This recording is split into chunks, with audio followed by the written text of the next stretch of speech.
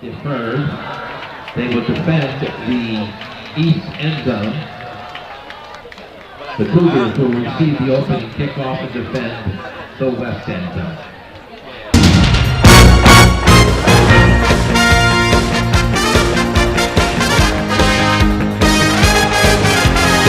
And now, would you please all rise in the stadium, stand and remove your hats. Before we begin activities tonight, we'd like to have a moment of silence in honor of 3 past Bulldogs that have passed recently away. From the class of 1982, Joe Flynn. The class of 1978, Mark Pruitt. And the class of 1968, Steve Romeo. Let us have a moment of silence.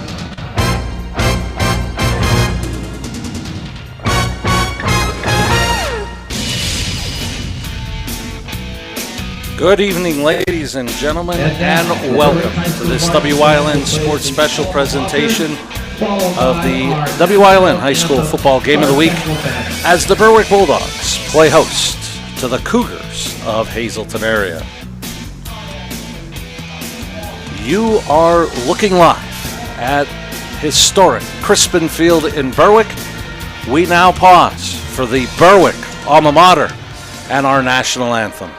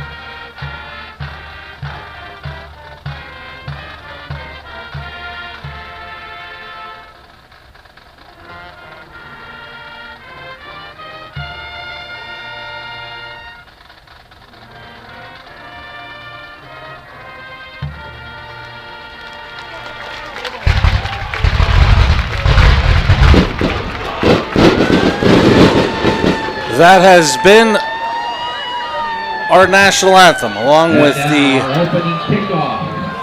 Berwick alma mater, performed by the Berwick Middle School and High School bands. Outstanding rendition as always, and we welcome you to high school football on WILN. We are live from Crispin Field in Berwick as the Berwick Bulldogs, under the direction of first-year head coach C.J. Curry, in a rivalry game in week number 4 against the Hazleton area Cougars that made the trek down 93 to here in Berwick, under the direction of Dennis Bookman. And I'm Marty Burns, joined as always by the coach Joe DeMelfi, Mike Sosar on the sidelines, Jim Burns on the stats. And Joe, I mentioned something to you in pregame, and Coach Bookman chuckled when I mentioned it to him. I believe this is the first time we're calling a game in which both teams are coached by gentlemen that we've called their games when they were players. I think you're right, Marty, and if that means I'm getting old, I guess I am. Two teams, Marty, that's struggling. Hazleton with a win over West Scranton last weekend. Bulldogs 0-3, hoping to snap that tonight as we get the kickoff. Berwick won the toss and deferred. This is Hazleton area with it.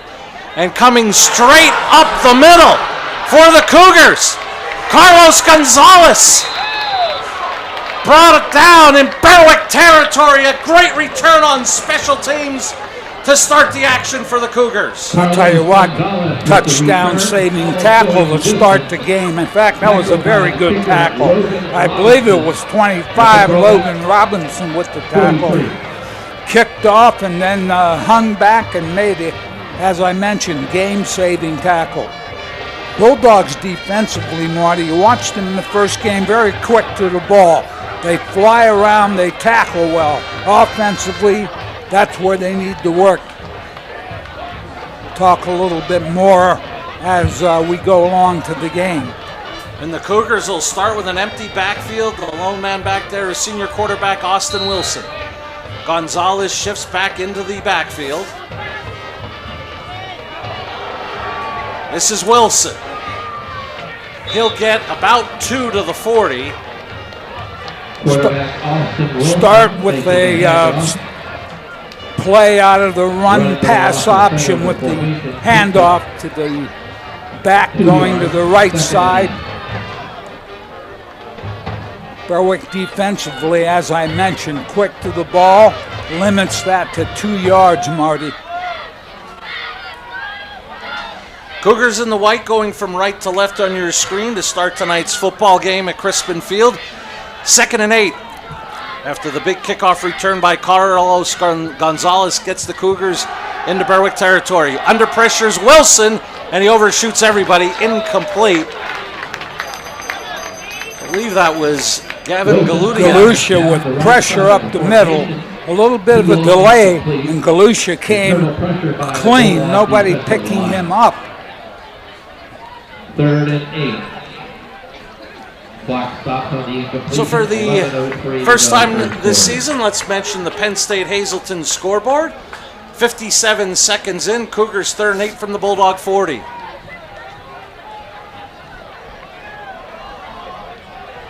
Empty backfield, Marty. Slot left, trips right, motion. 4 receivers, right side. Wilson rolls that way, but the Bulldogs defend it well and drop him for a loss of about a yard. Rolling to the right, the quarterback. Making that tackle, Shiloh Escobar.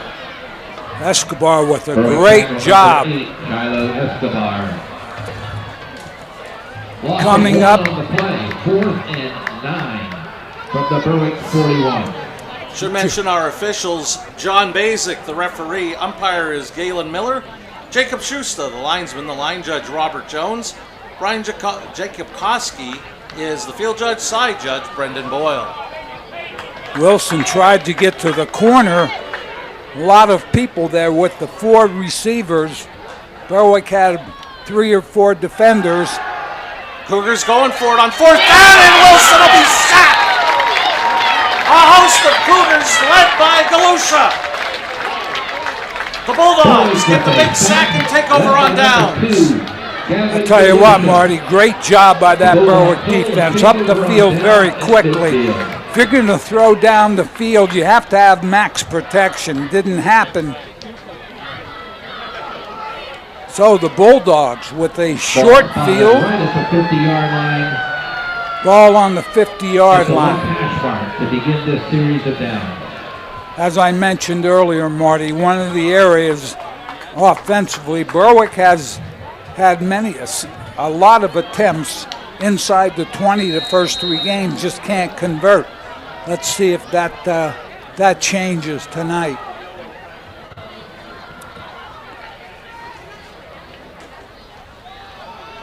Galusha, the first handoff of the night for the Bulldogs, gets him 2 to the 48 of Hazleton area. Hand off to Gavin Galusha.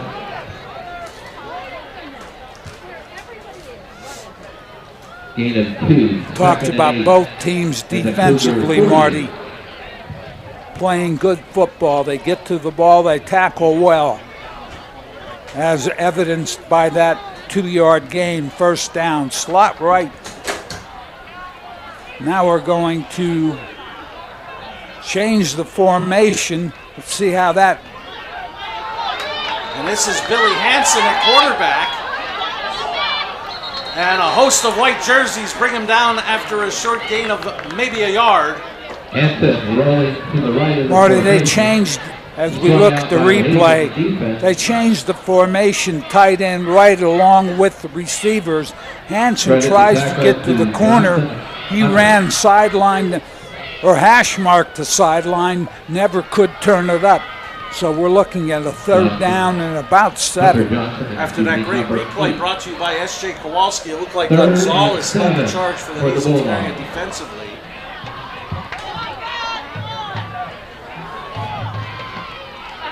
Now this is Ashton Smith throwing and incomplete. He may have been looking for Hansen. Ashton Smith in at quarterback, rolls left. Pass downfield is incomplete. But it falls incomplete, bringing up 4th and 7. Hold the Bulldogs in their first series.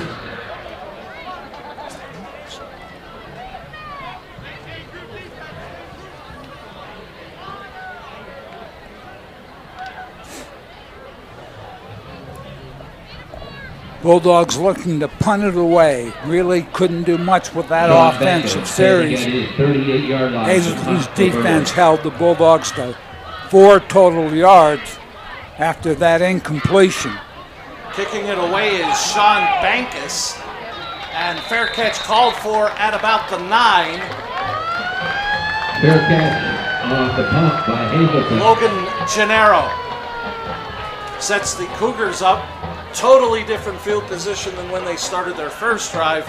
1st and 10 at their own 9. 9-yard line. They have 81 yards of real estate in front of them, Marty. Ball is down. So we're going to see if the first down and Hazleton offense, they come out with some spread formations. The problem being blocking up front in their first series.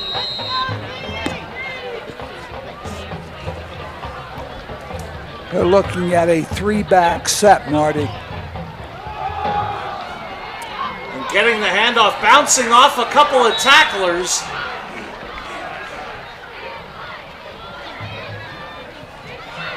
Was Ashton Karlick, and he gets enough for the first time. A Grand Central first down. S.J. Kowalski replay right side. That time the Hazleton offensive line, the right side opened the gap.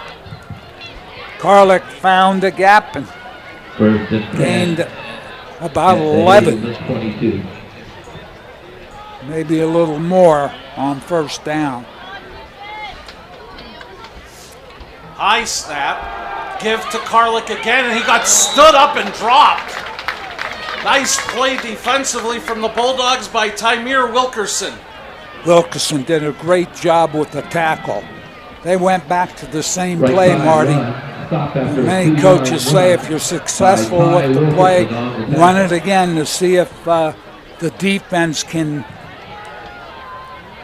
come up. And they did that time. Wilkerson with the tackle. 2nd and about 8.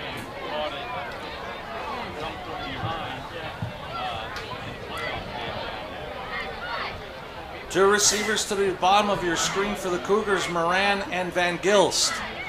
Wilson looks that way. Tipped and incomplete. He was looking for J.C. Peralta. But I'll tell you what, great job. Defended by Alex Estrella. Estrella. 3rd and 8 from the 24-yard line. Linebacker position did a great job of getting over, tried to make the fake off the play they've run 2 or 3 times, picking up a little yardage. That time Estrella was right there. 3 receivers to the bottom of your screen. Wilson out of the gun, checks to the sideline for the play. Low snap. Wilson under pressure, looking to get away from it. But a host of blue jerseys will bring him down after a short gain. Rocco Romeo on the tackle for the Bulldogs. Rocco Romeo, and while we're mentioning Rocco, I would like to pass my condolences on the loss of his grandfather, Steve, who was a big Berwick sports fan.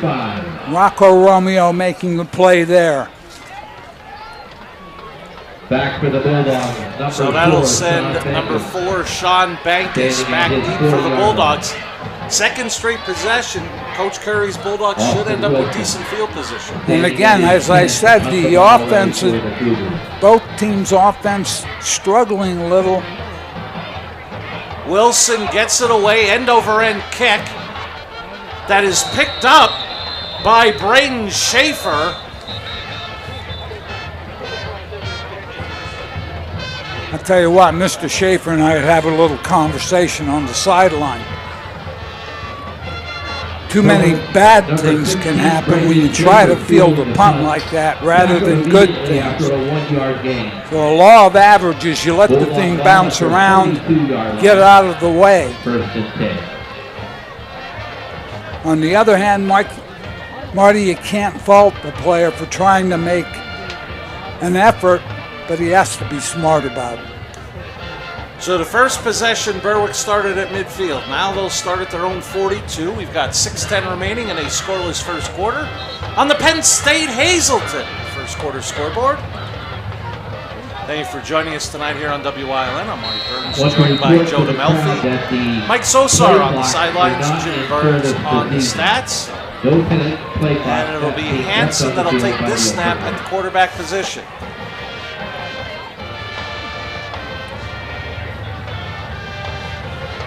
Hanson trying to get to the outside, got cut off and cut back, and he's got some room on the far side. Down the sideline goes Billy Hanson before he's brought down at the Cougar 28, and he has a grand central. Berwick, first down. Hanson going to the right, that's where he wanted to go. The backside of the defense reacted very quickly. By the time Hanson got to the corner on the right side, nothing there. He took off to the left side. He had some blocking, picks up the first down. Gain of 30 for Hanson, all the way down to the Cougar 28. Approaching 5.5 minutes remaining in a scoreless first quarter on the Penn State Hazleton scoreboard. Here's Wilkerson, and Coach Curry saw something he didn't like. Berwick timeout, scoreless in the first. Timeout called on the field by the Bulldogs. Their first. Penn State Hazleton is improving the lives of others, starting in our community. Providing degrees that meet the needs of the area. Fueling entrepreneurship and contributing more than $36 million annually to the state's economy. Researching the health of our local ecosystem on the Susquehanna River. Together, our impact keeps growing, backed by the strength of 24 campuses and 700,000 alumni. Hey, it's Justin from Grand Central, and our trained sleep professionals are here to help you sleep like never before. With an extensive line of Sealy and Stearns & Foster mattresses, we are sure to find you the right mattress at the right price. Free delivery and removal, interest-free financing for up to 60 months, and same or next day delivery on select models. And don't forget, everyday low prices. Stop in to one of our 2 locations, Route 93 in Nescopec, Or downtown Hazleton. and see why Northeast and Central Pennsylvania sleeps better with Grand Central.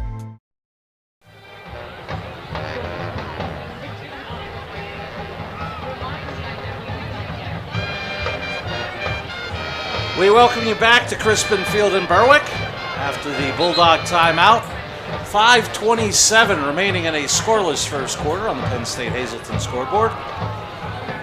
First deepest possession for either team, and both of them have had opportunities with great starting field position.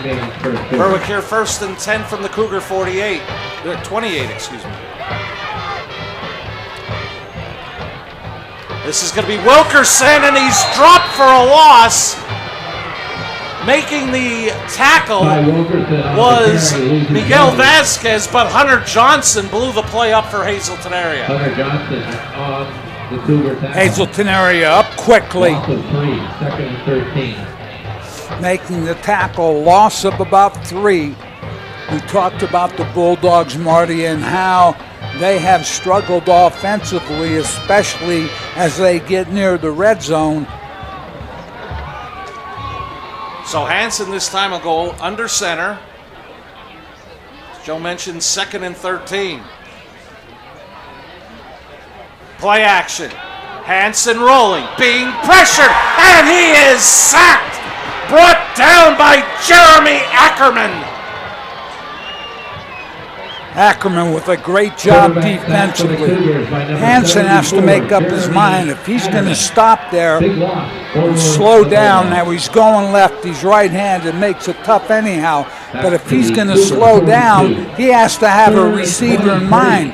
The Bulldogs were running routes, and they were running the routes, weren't even looking, so he had nowhere to throw except throw it away, don't take the loss.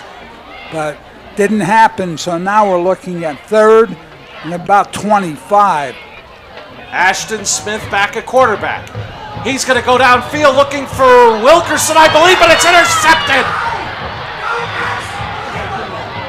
And down at the 17 for Hazleton area on the first turnover of the night.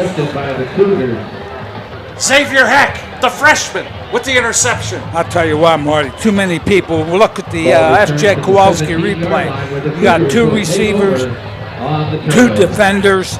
Ball was thrown up for a jump ball. Cougars come away with it. And the Bulldogs' woes continue offensively. So the ball officially marked at the Cougar 18, 1st and 10. Marty, 10 to 15 yard area, catch and run.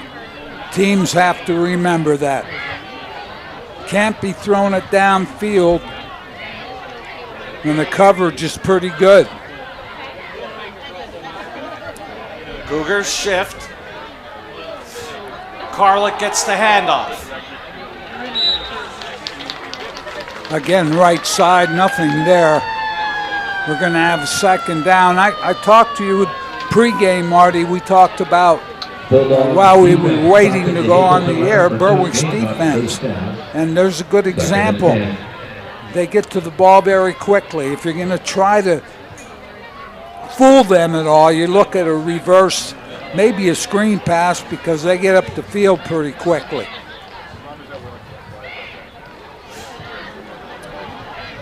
Second and 10 from the 18.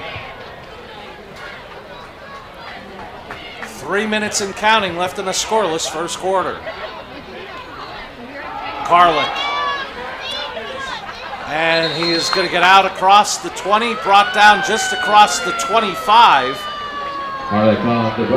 Leaving the Cougars with 3rd and a long 2. Picked up good yardage on the second play. Left side of the line, nice job. There was a little bit of a gap. And I know, talked a couple different times in the offseason with Coach Bookman, and last season there were a lot of players that got a chance to play due to necessity and injury. Ashton Carlick was one of those that saw a lot of valuable time both sides of the football for Hazleton area. One of the things that's going to help you as you grow your program. Wilson gets across the 30 to about the 31. That's good for a Grand Central. First down, Romeo on the tackle for the Bulldogs. Picked up a Cougar first down. Again, Rocco Romeo coming over to make the tackle. Hansen a little bit of a drop step, Marty. Then he had some people pulling and backs leading up, so enough to pick up the first down. As we start to wind down this first quarter.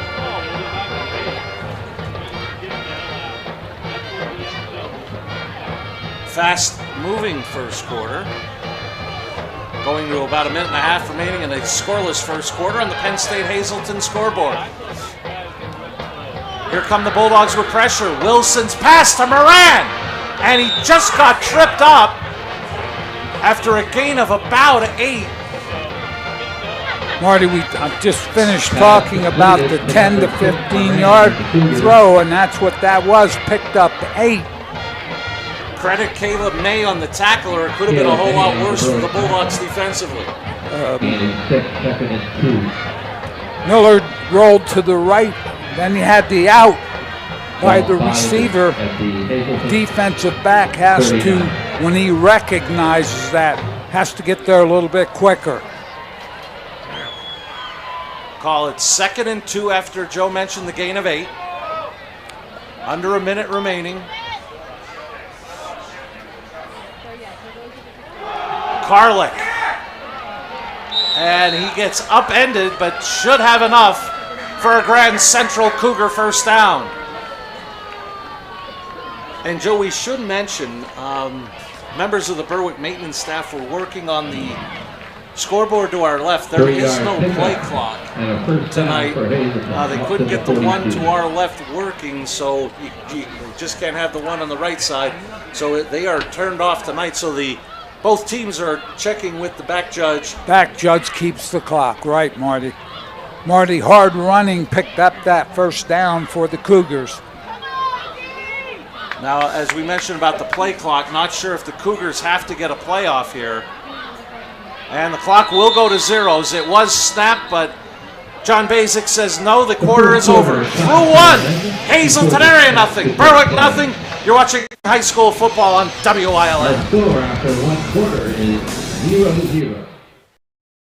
F&L Doors, your trusted overhead door supplier for over 50 years, providing quality products and services to Eastern PA and beyond with 2 strategic locations. They carry garage doors from leading manufacturers in the industry like Rainer. They guarantee parts and service for your home or business, from new construction to replacement doors, inspections, and service calls. F&L Doors stands behind every job, taking pride in the work they do. Call 800-344-DOOR or visit F&L Doors online at fldoors.com or visit their showrooms in Hazel Township or Schuylkill Haven.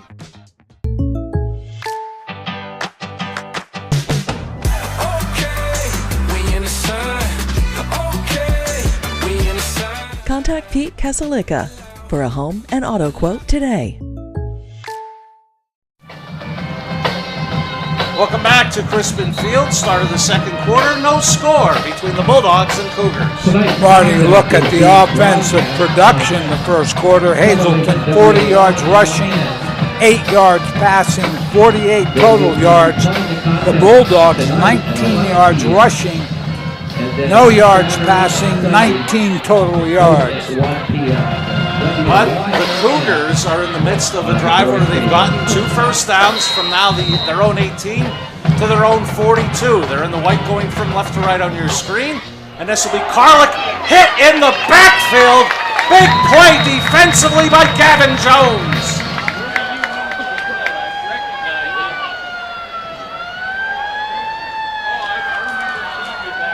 Gavin Jones on the Berwick tackle for a loss on the first down.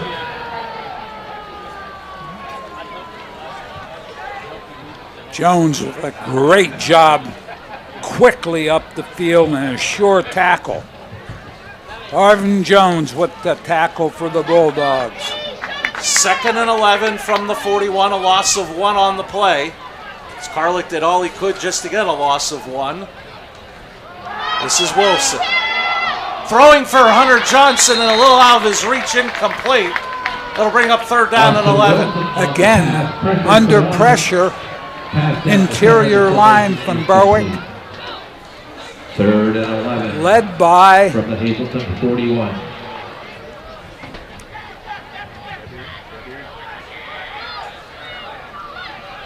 Gabe Decker checking back in at defensive end for the Bulldogs. I believe Lonzinski was up the field, and again, Miller had hard time with the rush. Yeah, as long as you guys can get like out of the view of like there's everybody's paying here and we can't see.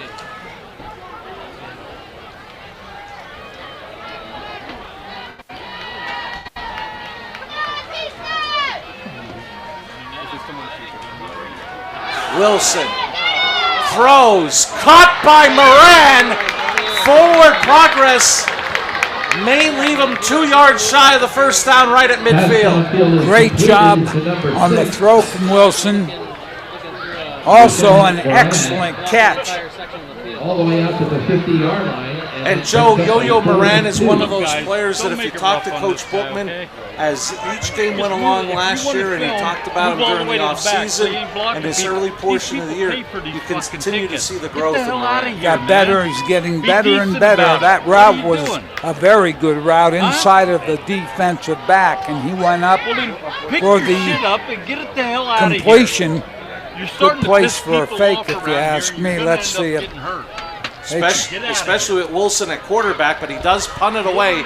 Cougars will play the field position battle as this one will squib out of bounds at the Berwick 13-yard line, and that's where the Bulldogs will start. 10-14 left in the opening half, no score.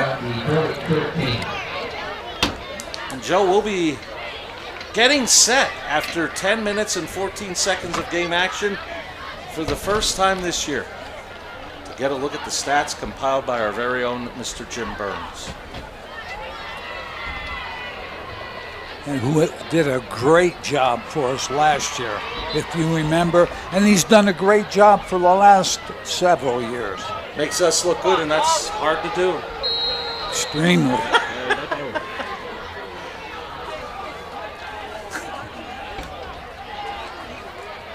Hansen will go out of the shotgun. May in motion into the backfield to his left. And they'll give it to May. And May spun down across the 15 to about the 17 for a gain of 4. Picked up decent yardage, Marty. Went to the right side. I think he was trying to go back left. Came down, and we have a Berwick player down.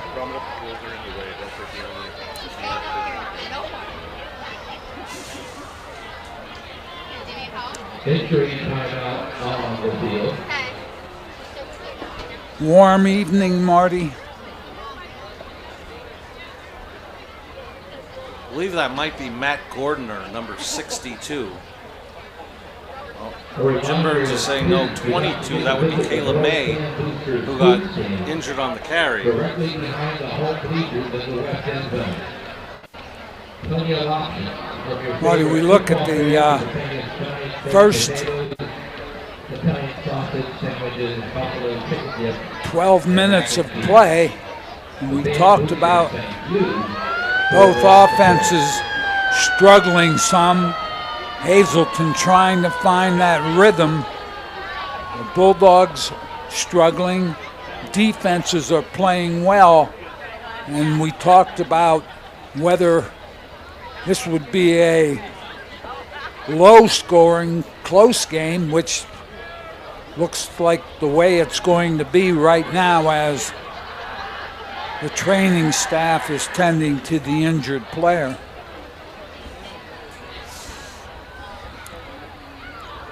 And on a night when it appears that defenses rule, Joe, and that does look like it's Gordner, 62, being helped off. When it was 4th and 2 at midfield, Coach Bookman decided to play the field position down. And you know what? If your defense is perfectly, he knows his team better than anyone. I said maybe a good place for a punt, but I'm sitting in the press box. So he knows. Oh, and they always have that threat as long as Wilson remains the punter because he's the starting quarterback. Exactly. Bulldogs looking at 2nd and probably 7, maybe a long 6.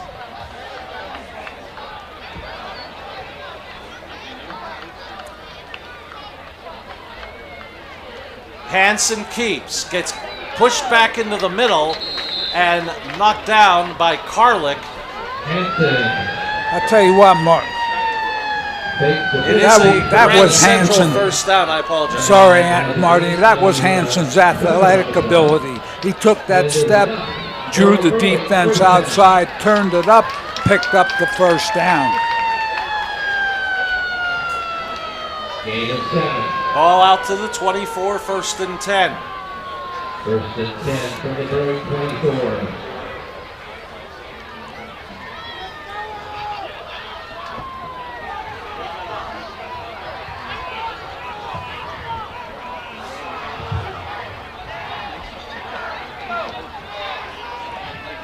Wilkerson in motion. Hazleton area jump. The question will be, were they drawn? Interesting look at the line judges. Let's see what they're. And that offside, easy 5 yards, now makes the first down a little easier.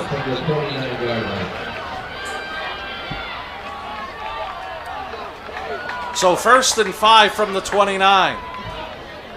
Wilkerson in motion to the top of your screen. Hansen, a quarterback draw. Hansen gets spun down by Vasquez, but not before he picks up another Grand Central. First down at the Bulldog 40. Billy Hansen did a nice job, as you mentioned, Marty. Took that little drop step, takes it up the field. If he can break the line of scrimmage, he's going to pick up some yards. That time he did, and picked up and the first down.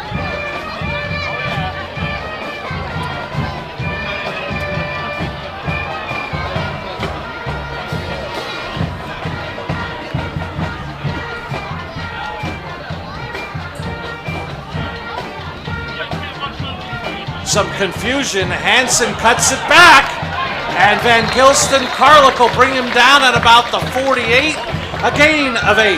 I'll tell you what, Marty, good read by Hazleton. I believe it was number 22 was up the field, and again, that was Peralta, and again caused Hansen to change direction. He's athletic enough to do that. Picked up about 8.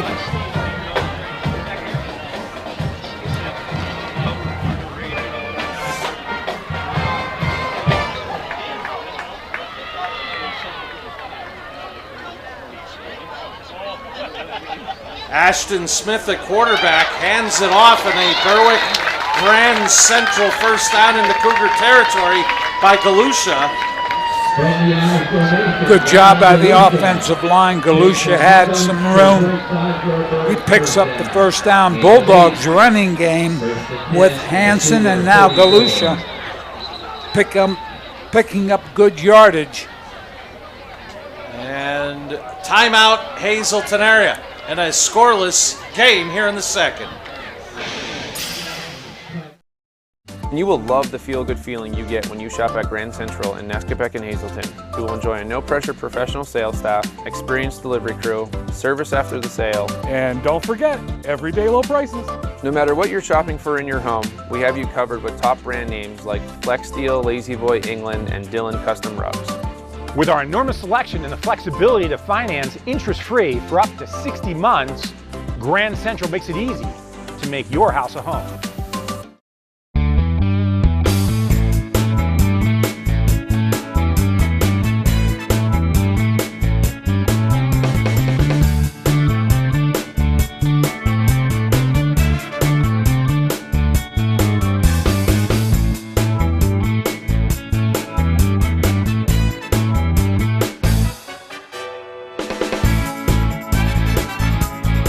Third Base Luncheonette, still making memories after all these years.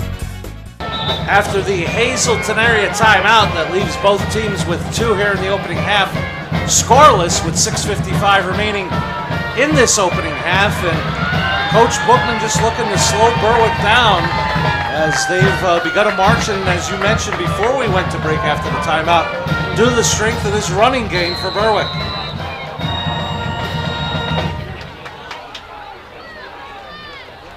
Toss play. Galusha down the near sideline, pushed out of bounds by a host of white jerseys. I'll tell you what's helping the running game, Marty. You pick up 5-6 yards on first down, that really helps you pick up another first down. So Galusha off the left side with pretty decent blocking. Picks up about 6, maybe a little less.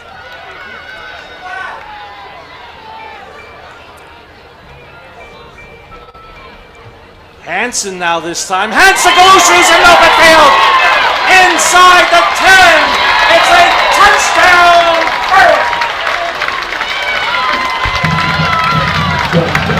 39 yards. Bulldogs strike first. Pop the line of scrimmage by the linebackers. Secondary spread out.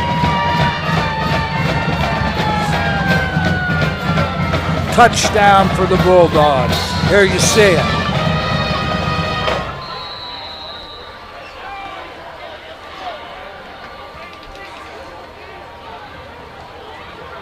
Number 81, Caleb Yost on for the point after. Kick is up. Good. 6:41 left in the opening half. Berwick on the board first, leading 7-0. SJ Kowalski is your Mitsubishi Diamond Contractor.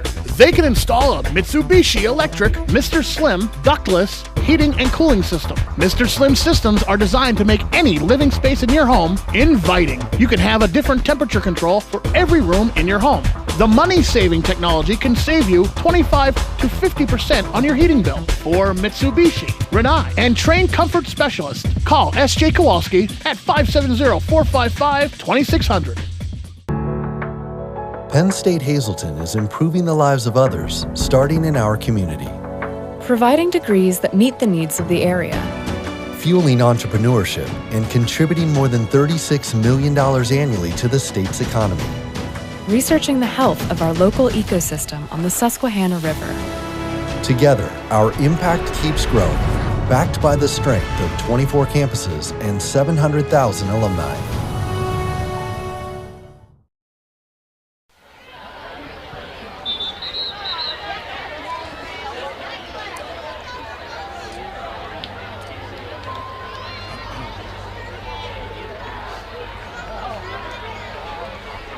We welcome you back to Berwick. Nice long drive by the Berwick offense as they lead 7-0. Marty, before the kickoff, 7 plays, 87 yards. Galusha, Hansen, a big part of that, 333. Galusha was 3 carries, 52 yards. Hansen, 3 carries, 26 yards. Bulldogs up by 7.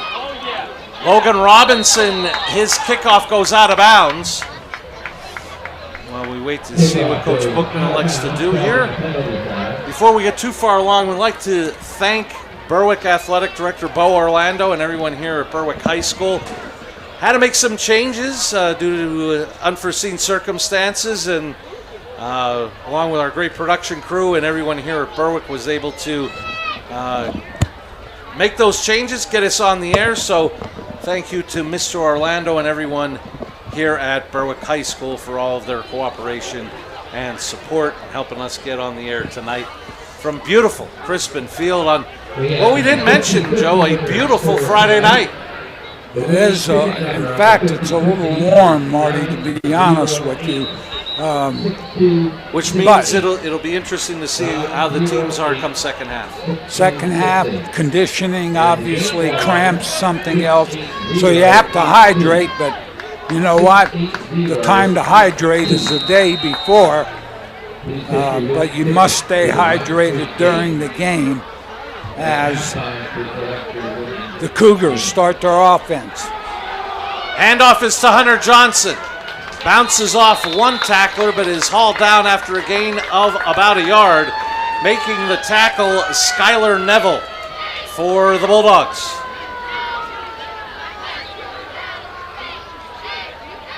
Braden Schaefer also right there for the Bulldogs.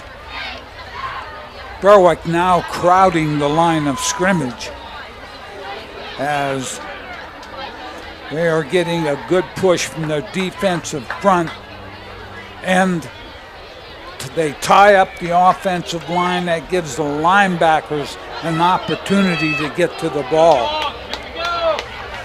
3 receivers set to the top of your screen. Here come the Bulldogs. Wilson looks left and almost intercepted by Caleb May. I'll tell you what, that was A great job defensively in the secondary by Caleb May. There's the throw, and that's the kind of throw I'm talking about, 10, 15 yards. But Caleb May, with an excellent defensive play, causes the incompletion, forces a third down, about 8 yards.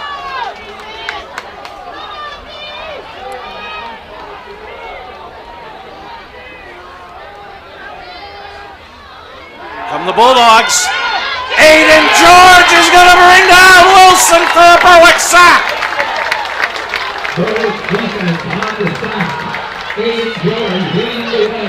I'll tell you what, off the corner, nobody picked it up. If you look at it right here,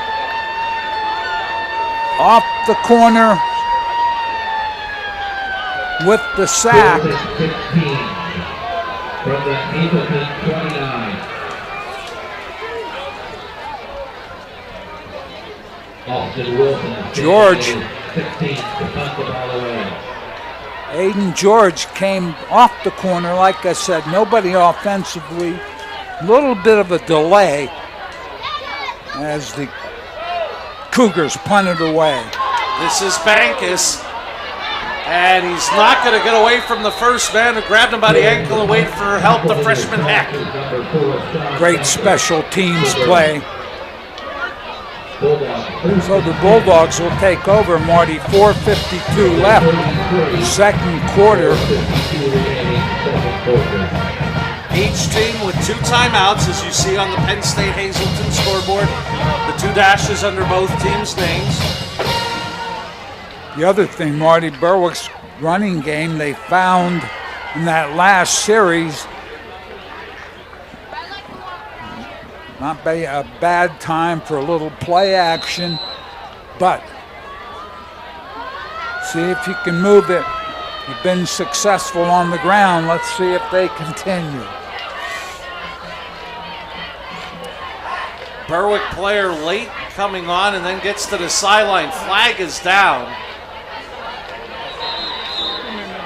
It may even be because of where he was when it was snapped that he was offsides. Exactly. So that time Hazleton's defensive line bottling it up. So now we're going to look at a maybe second, take the penalty. It'll be a 1st and 15, I think.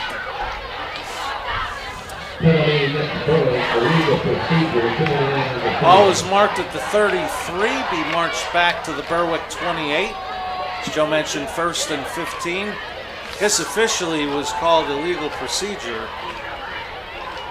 And people might wonder that didn't see the Berwick player out on the field that was supposed to be in the offensive set.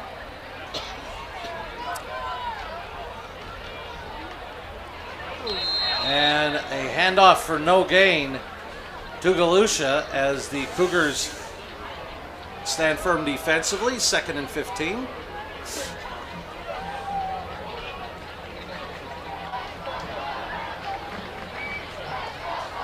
As Hanson goes to the sideline, get the play from Coach Curry.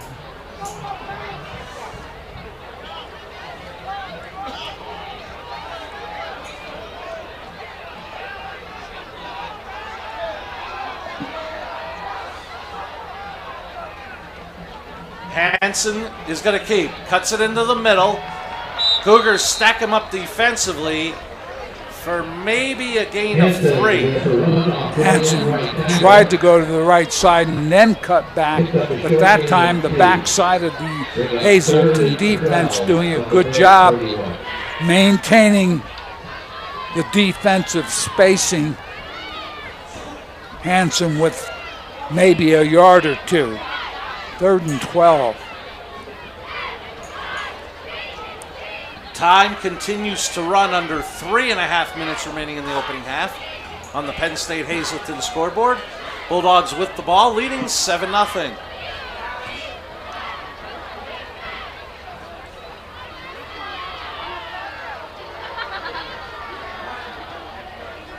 Play action. Hansen looking for Wilkerson. Gonzalez on the coverage. It falls incomplete. 4th down. I'll tell you what, Gonzalez did a nice job. He kept Wilkerson from going inside without interfering. Hansen tried to make the throw to the inside. Nothing there. Bulldogs will look to punt it away.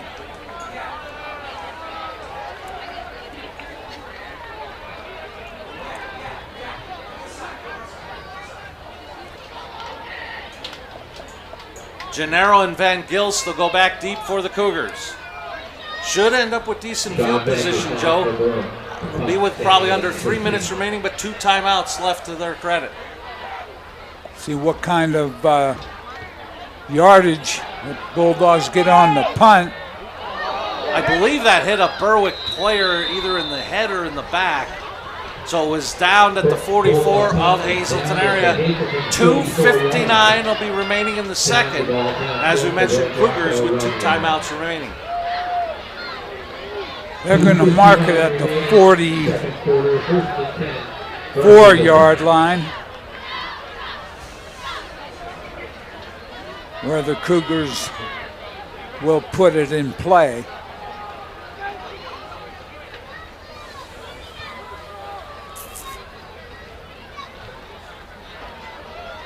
As you mentioned earlier, Marty, both teams have 2 timeouts left.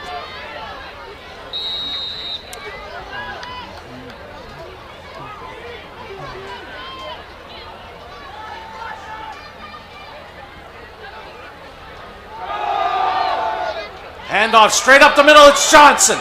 And he gets upended, but not before he picks up a Cougar 1st down into Berwick territory. A Grand Central Cougar 1st down. Mountaineers go to the rushing game also, pick up a good 11 yards in the 1st down. Grand Central 1st down as the clock will continue to move.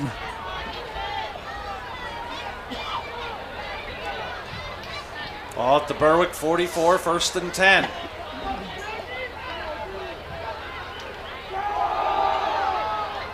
And again, Johnson straight up the middle was brought down by his counterpart, number 8, Escobar, after a gain of about a yard. Now you're looking at closing in on 2 minutes, Marty. What does that mean? A little bit of a sense of urgency.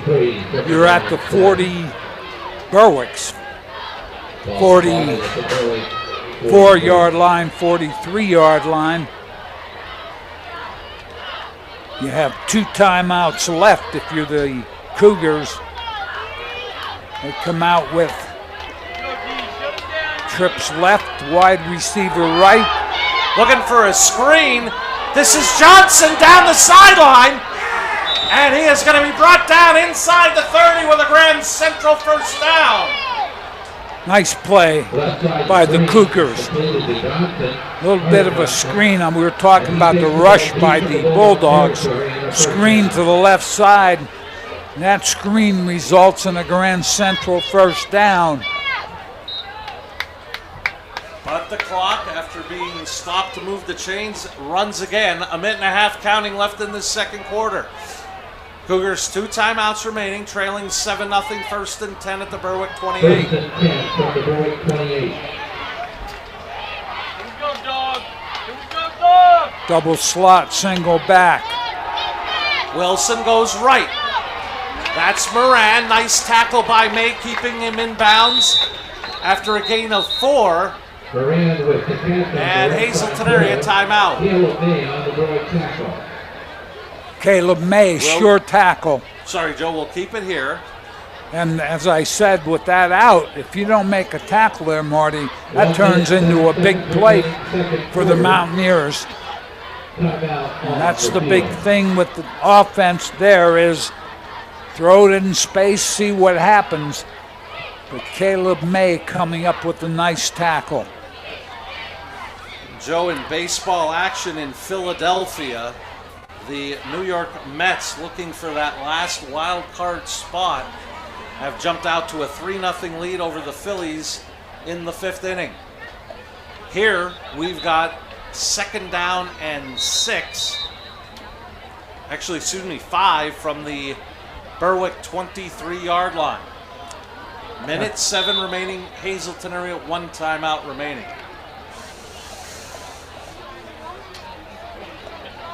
Now you get to the point defensively. You don't want to use a timeout if their Cougars try to do something offensively, don't gain any yards. Let them use their last timeout. Wilson looking for Moran, tipped away by May. Great defense. Caleb May comes up with 2 big plays defensively. Challenged him one-on-one down the field. Not a bad throw by Miller, but there you see Caleb May with a great job defensively. So the clock stops with 1 minute, 1 second left, first half.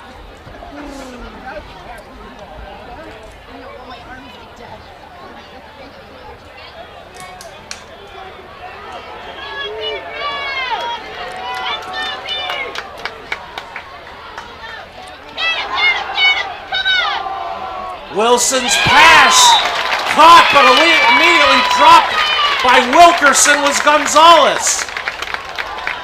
Gain of only about 3, and Hazleton area uses their final timeout. Great job. Wilkerson made the tackle very quickly, didn't allow the receiver to make any move up the field, which is what you want underneath. So the Cougars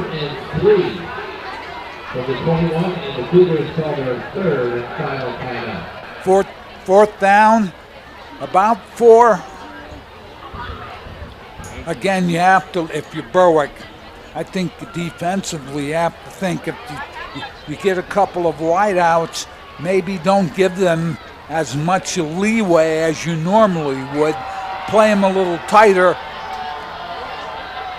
Many wide receivers are taught if you run a route that's called and it's not there, immediately turn up the field to try to make something out of it. Draw is also a possibility here.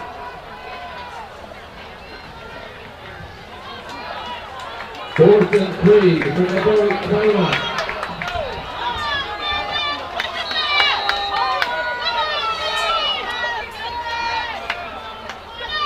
Gonzalez in motion in the bottom of your screen. Wilson looks that way. Throws, caught by Moran. Moran spinning, brought down inside the 5. First and goal, Cougars on the Grand Central, first down. Marty was able to open underneath because as Wilson with dropping the ball very quickly and the forward pass stops the clock. The reason that pass was completed, the rush wasn't there, gave it time to study that defense. Here you see it.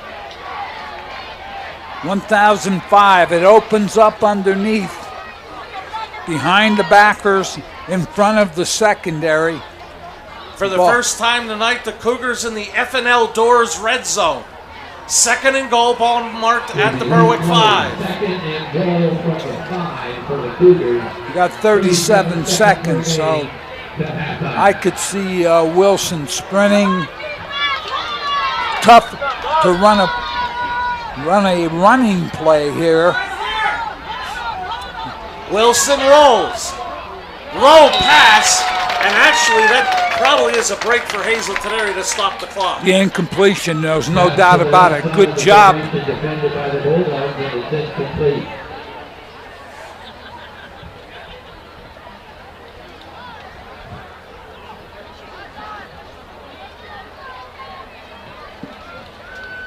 I believe that was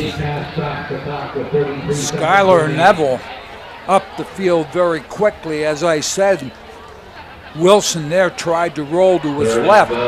Neville just didn't give him time to set up to make a throw.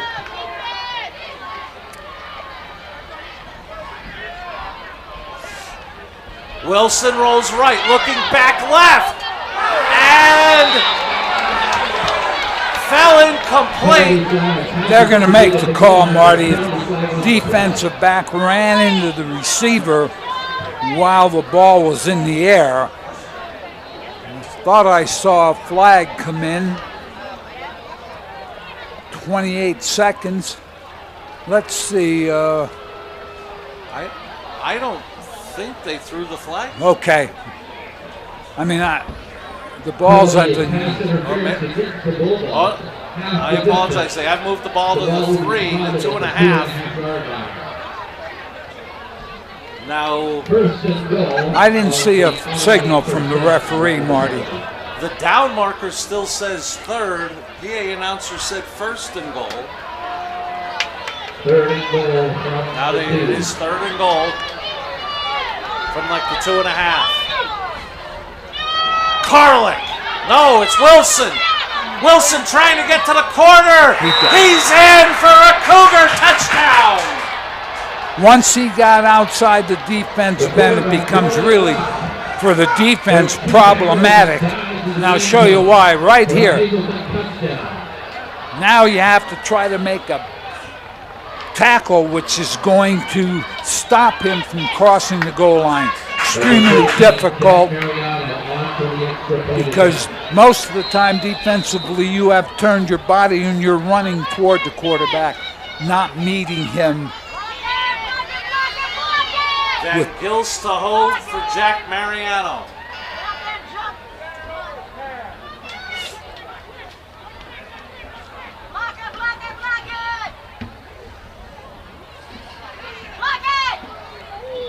Kick is up and good. 21 seconds left in the opening half. Now tied at 7. We'll keep it here. Just made it over, Marty. And now we're in a tie ball game. 21 seconds left.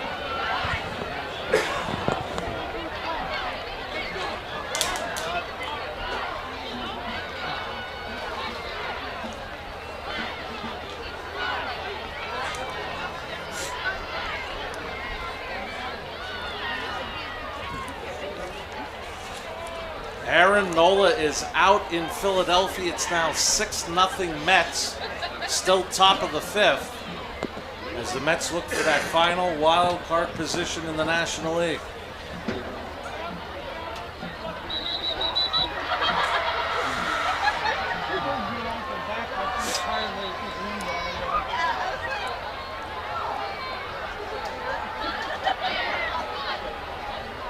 Don't know how much of a gamble the Bulldogs will take here. I think you take the 7 unless you do a great job on the return here. You take the 7-7 tie. You head in to the locker room for halftime. Plus, remember, they won the opening toss and deferred, so they are scheduled to get the ball to start the 3rd.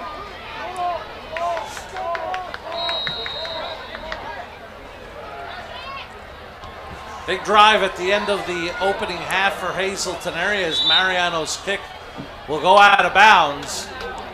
Now does that have Coach Curry rethink?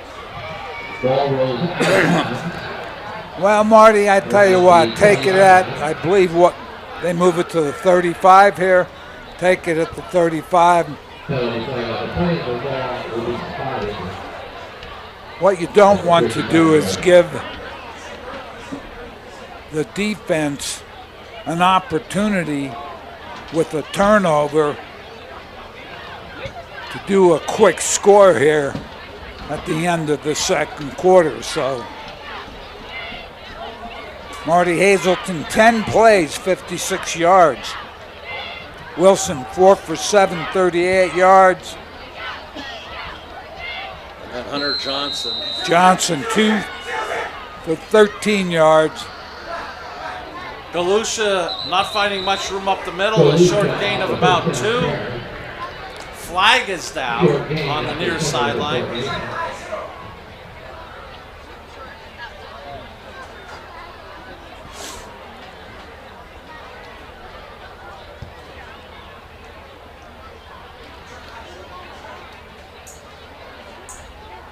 Don't know, Marty. It looks like they're marking it right at the 35.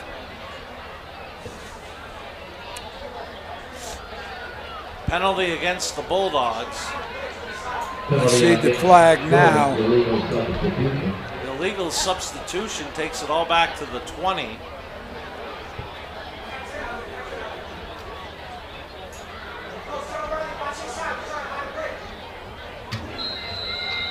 Penalty moves the ball back to the 20-yard line. First and 25.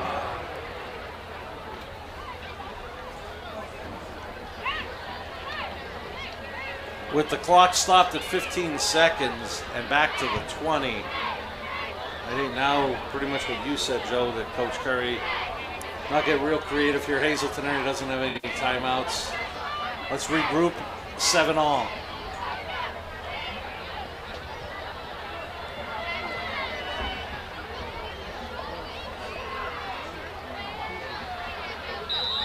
And I believe that was Smith that took a knee.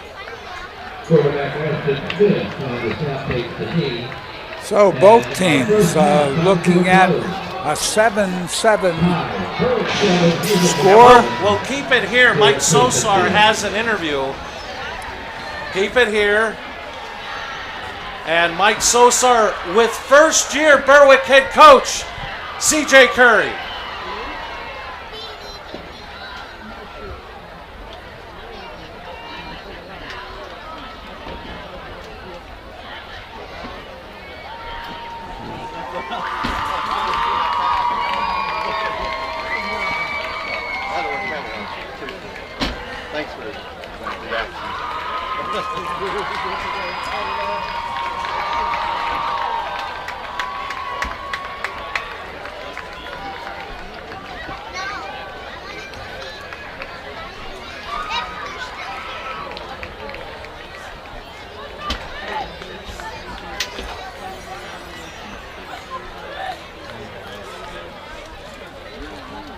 We are at the half, 7-all here on WILN. Hey, it's Justin from Grand Central, and our trained sleep professionals are here to help you sleep like never before. With an extensive line of Sealy and Stearns & Foster mattresses, we are sure to find you the right mattress at the right price. Free delivery and removal, interest-free financing for up to 60 months, and same or next day delivery on select models. And don't forget, everyday low prices. Stop in to one of our 2 locations, Route 93 in Nescopeck, or downtown Hazleton, and see why Northeast and Central Pennsylvania sleeps better with Grand Central. FNL Doors, your trusted overhead door supplier for over 50 years, providing quality products and services to Eastern PA and beyond with 2 strategic locations. They carry garage doors from leading manufacturers in the industry like Rainer. They guarantee parts and service for your home or business, from new construction to replacement doors, inspections, and service calls. FNL Doors stands behind every job, taking pride in the work they do. Call 800-344-DOOR or visit FNL Doors online at fldoors.com or visit their showrooms in Hazel Township or Schuylkill Haven. We welcome you back to Crispin Field, live high school football on WILN, all tied at 7. And currently getting set up the Hazleton Area High School Marching Band. Long 39-yard touchdown run by Galusha for Berwick put them up 7-0. Cougars answer right before halftime on a 56-yard drive. On 3rd and goal, 21 seconds remaining in the half, Austin Wilson into the end zone. Point after is good for both. All tied at 7 here at Crispin Field. Expecting more of what we got in that first half, a defensive-minded matchup between both of these teams. Robert inside, service first, federal Pennsylvania, the Alcohol Airways Society, the Studio Pizza, U.S. Food, Lubricant Dairy, Getting Get Canada Island, Genovese Deli, Pierogies, Thorough Music Camp, American Carpet Group, Snapping Machine Shop, The Science Plot, Monster Printing and Embroidery, And just waiting for the introductions to conclude before we hear from the Hazleton Hazleton Area High School. And And it looks like we're ready. Let's head down field level. Here is the Hazleton Area High School marching band.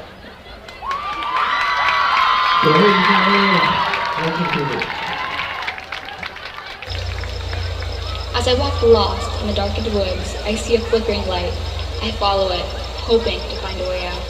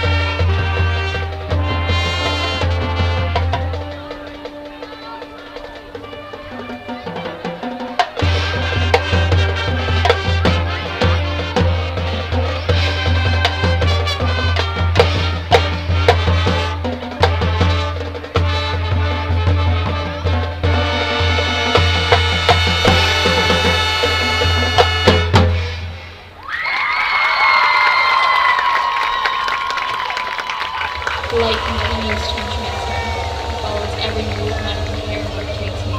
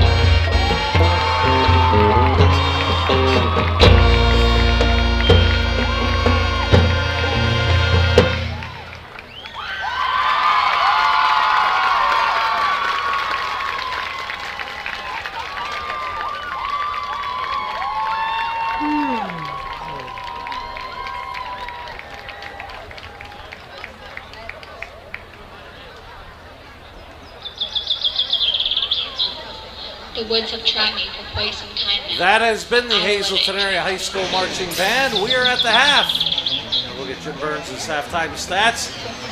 This football game all tied at 7 here on WILN. You will love the feel-good feeling you get when you shop at Grand Central in Nescopeck and Hazleton. You will enjoy a no-pressure professional sales staff, experienced delivery crew, service after the sale, and don't forget, everyday low prices.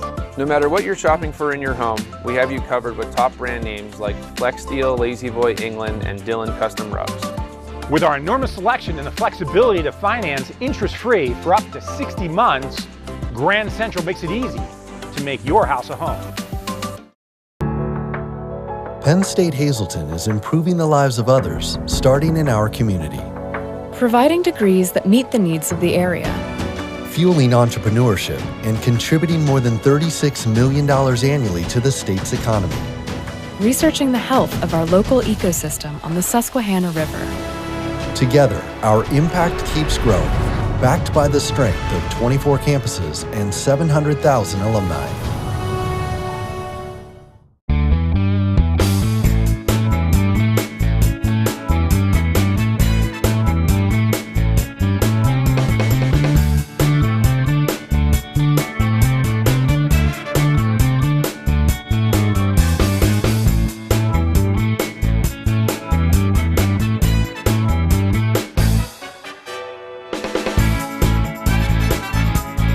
Third Base Luncheonette, still making memories after all these years. FNL Doors, your trusted overhead door supplier for over 50 years, providing quality products and services to Eastern PA and beyond with 2 strategic locations. They carry garage doors from leading manufacturers in the industry like Rayner. They guarantee parts and service for your home or business, from new construction to replacement doors, inspections, and service calls. FNL Doors stands behind every job, taking pride in the work they do. Call 800-344-DOOR or visit FNL Doors online at fldoors.com or visit their showrooms in Hazel Township or Schuylkill Haven.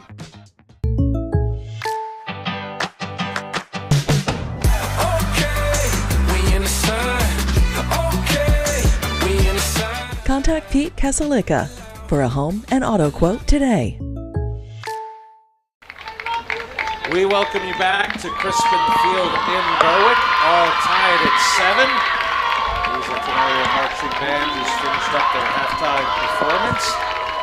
And we are moments away from third quarter action. But first, for the first time this season, get a look at halftime stats, as always, compiled by Jim Burns. Marty, when we look at these stats, I think the rushing yardage for both teams, first downs, the Cougars with 7, Bulldogs have 5. The Bulldogs with 100 yards rushing. Hanson along with Galusha. Cougars 48 yards rushing, 55 passing. A lot of them came on that screen pass on the touchdown drive. Berwick, no yards passing. Penalties 1 for 5. Cougars 2 for 20. The Bulldogs passing yardage stands out, and the reason for that, Marty, is I think trying to throw it down the field really need to concentrate on that underneath 10 to 15 yards, see if they can get something to a receiver and let him get some yards after the catch. We'll see if that happens in the second half. Some individual statistics for the Cougars. Carlick, 7 carries, 30 yards. Johnson had 3 carries, 15 yards. Wilson, 6 carries, 3 yards, and a touchdown. And then Wilson passing with 6 of 10, 55 yards. Moran, 4 catches, 39 yards, and a big catch for Johnson on a screen pass for 14 yards. Galusha for Berwick, 5 carries, 54 yards, and a touchdown. Hanson, 7 carries, 49 yards. But passing Hanson is 0 for 2 and an interception. The plays, Hazleton area 26-17 run by Berwick, and time of possession advantage in favor of the Cougars, 14:04 to 9:56 for the Berwick Bulldogs.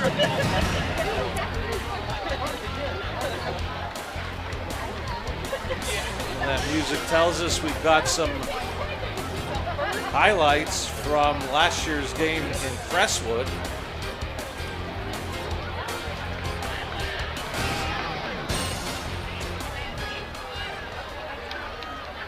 With some technical difficulties, we've got a few moments before the teams return for third quarter action. And Joe, I remember it well 23 years ago when different high school football teams were paying homage to first responders after the horrific acts of 9/11. And it's amazing to think that this past Wednesday marked 23 years. And when you think about it, these student athletes weren't even born. How time has passed, and a lot of pressure goes on the teaching staffs of both of those school districts to let these student athletes know, and all students, that currently we're not around for 9/11, and to educate them on the history of that particular day, especially if we get to the point. I know a lot of politicians want to push for it to be a federal holiday, and in order to do that, I think a lot of students need to realize the history of that particular day. I'll be very honest with you, Marty. The politicians are one thing, and obviously I think their heart's in the right place. But it may be in the wrong place in a lot of other different areas. But I think what the students need to is remember. A remembrance day about the young firefighters from New York going into that blazing inferno, and the people at the Pentagon and in Shanksville where the people on the plane tried to overtake. So I think that they have to know that there was a sacrifice there, and why did it happen? How did it happen? They have to understand. And as you say, a day of remembrance, and the common slogan goes that we shall never forget. Exactly. To all those that paid the price in that fateful day on 9/11, or those responders that went down to ground zero and tried to make recovery efforts, and since became sick, and a lot of them passing away because of the illness that they got from the fumes that they inhaled down at ground zero. So for those that tragically lost their lives that day, or those that responded and ended up losing their life later in time. We will always remember those, and keep 9/11 as a dear day in our minds and hearts for years to come. And that was Marty, we're talking this past Wednesday. Excuse me, Marty, but we're talking about both teams here going in, and what are they going to do differently? I think both have relied on the run to a huge degree, more the Bulldogs than the Cougars. And how do you change that? I think the Bulldogs, and I'll mention it one more time, throw it underneath, let your receiver or receivers try to get it up the field. Cougars have done that fairly effectively. Caleb May has come up with some nice defensive plays for the Bulldogs at the cornerback position. I believe we're going to get a look at our remaining schedule for this season. And we'll be back at it next Friday from Harmon Guy Stadium as the Cougars begin the first of a two-game homestand against Wyoming Valley West in the Wilkes-Barre area. The following week we go to Crestwood for the Cougars and the Comets. On October 11th, the Patriots of Pittston area against Hazleton area before we take a week off and then round out the regular season with Shenandoah Valley and Monoy area, that huge rivalry game. Both of those teams. Every time I look at the schedules and the end of October is, you think of the impact that the state playoffs have had on high school football, especially in relation to dates. Cougars getting ready to kick off, as you mentioned earlier, Marty. Bulldogs deferred to the second half. Kick is on the way. Short kick by Mariano taken at the 20, and a nice open field tackle at the 28-yard line. I'll tell you what, Marty, that's a great special teams. Again, I'm trying to get his number. Great special teams play by the Cougars. Number 33. Bulldogs first possession, 1st and 10 from their 29-yard line. I heard the public address announcer say it was Connor Bacon on that open field tackle for the Cougars, but the Bulldogs start 1st and 10. Smith at quarterback. And not much there to the right side, maybe a gain of 2. Ashton Smith handing off out of an I formation type look. Couple of yards. The other thing we mentioned earlier was conditioning. See how that goes with both teams in the second half.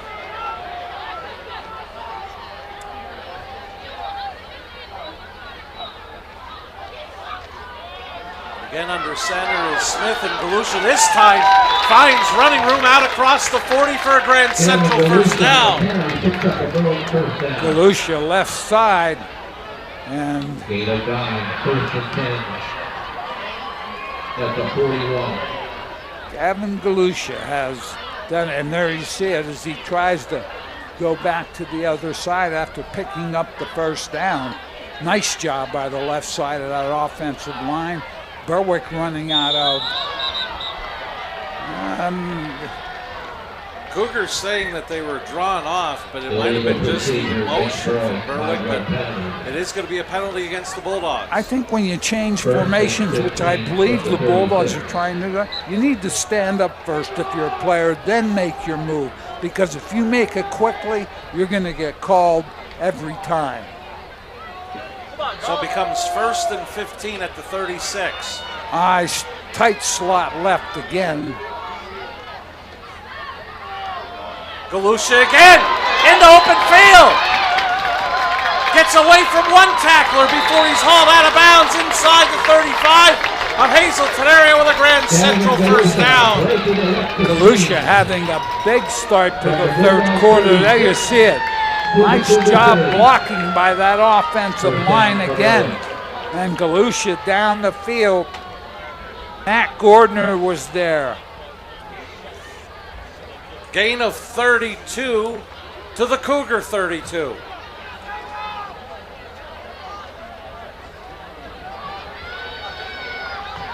$32-yard gain for Berwick.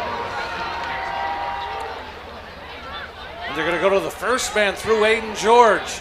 Well, when they use this formation, Marty, run the tailback. Southern Cal ran this when John McKay was there many years ago, and the tailback up just about every year was up for the Heisman. Occasionally you try to fool them by giving to the fullback, and that's what the Bulldogs did there. How did things go for him in Tampa Bay? John, here's the press. John, how about your execution? I'm all for it.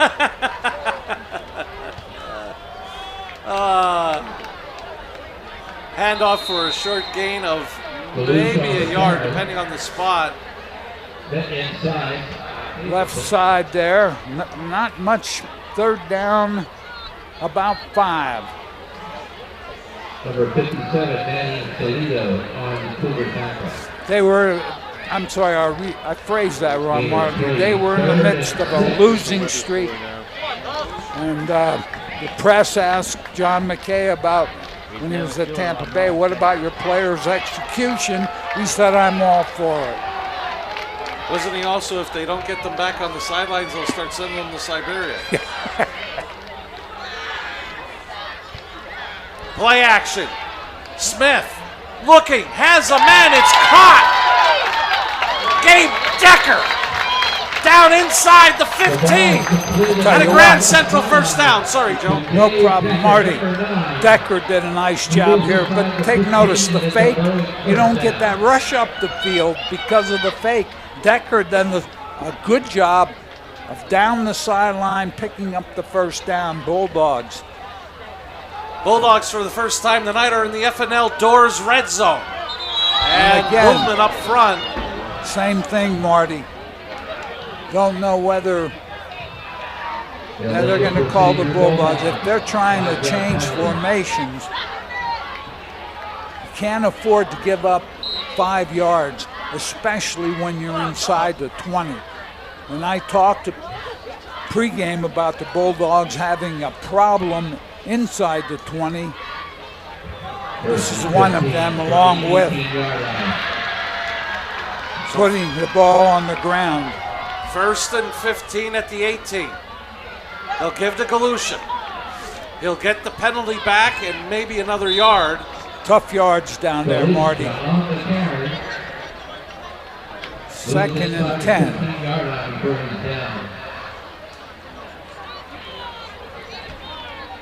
Berwick has run exclusively out of the I formation to start this 3rd quarter. And that was with the insertion at fullback of Aim George. Galusha to the right. Karlik does a nice job of bringing down Galusha for a short gain shy of the 10. There's a good indication of Galusha going left.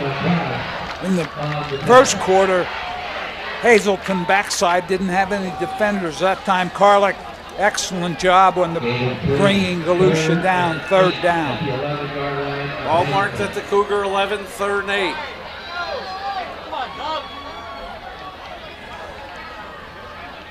Hanson, the lone receiver, to the bottom of your screen. Play action. Smith goes back and a one-hopper incomplete. Was looking for Romeo, and it'll bring up 4th down. And it looks like Coach Curry is going to elect to try the field goal. I'll tell you what, Romeo, they were going to throw that ball back and maybe a little bit of a type of screen as we had some linemen over there. Just a little bit of pressure, ball was underthrown. So the Bulldogs' woes inside the 20 continue. Let's see what they do with the field goal attempt. Freshman Caleb Yost will attempt from 28. Kick is up. It is good. Exactly 7 minutes left in the 3rd. Berwick back in front, this time 10-7. Impressive by Caleb Yost.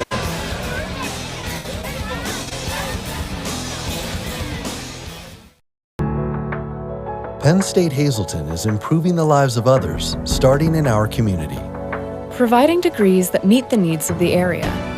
Fueling entrepreneurship and contributing more than $36 million annually to the state's economy.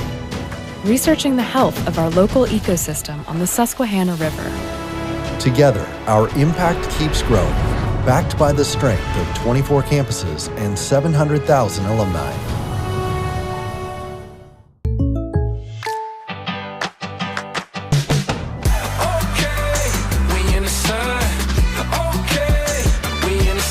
Contact Pete Kasalika for a home and auto quote today.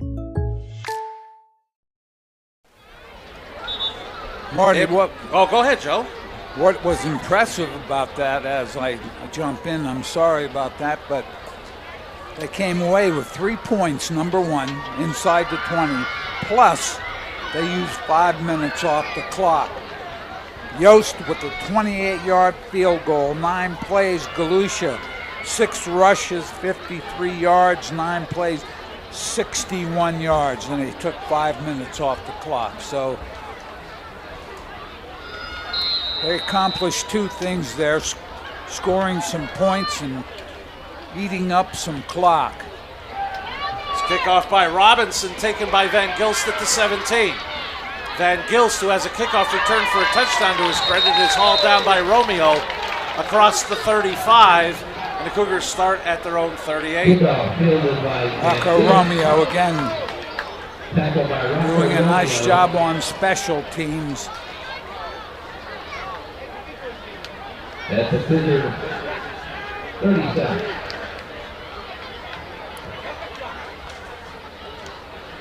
No rush for the Cougars, Marty. We're 6:55 into the third quarter. So there's time aplenty, as they say. We're down 3.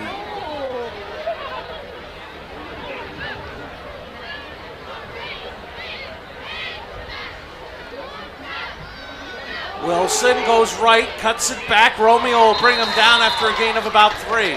Not a bad gain on first down. The defensive end was outside. Wilson made the turn up the field quickly. Defenders got there after a 3-yard pickup.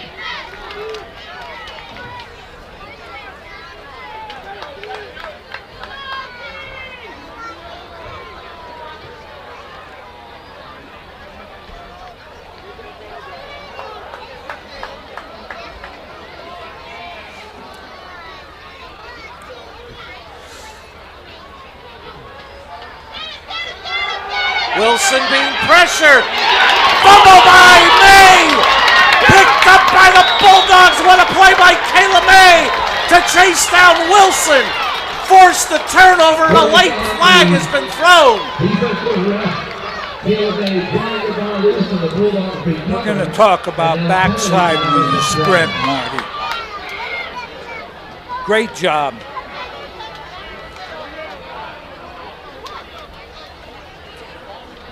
Caleb May coming up big tonight. Let's see what the flag's all about before we hear from referee John Basic. Gabe Decker with the recovery for the Bulldogs. Ball at this point marked at the 24. Personal foul against the Bulldogs, personal foul against the Cougars. Offsetting, so Berwick will have it 1st and 10 at the Cougar 24. If you're going to sprint deep, and you take your time getting there, you have to be concerned about the backside. A lot of people do what the Bulldogs did there. Caleb May was the backside, and he fired. It's called a backside fire. Seen it happen many people. And it happens into the short side of the field when the ball's on the hash mark. So the Bulldogs, another opportunity here in the third quarter, come away with some points. 6:02 in the third. 1st and 10 for Berwick at Hazleton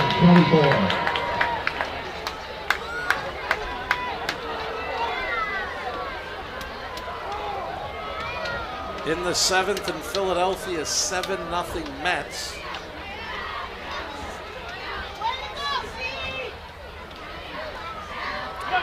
This is Galusha leaning forward inside the 20. Officially marked at the 18, a gain of 6. Left side gain.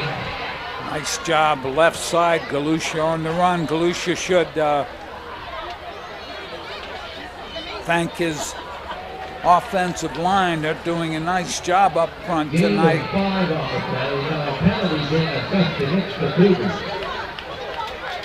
Somebody with the cramp, I believe, in the Bulldog huddle, and we have another penalty, Marty.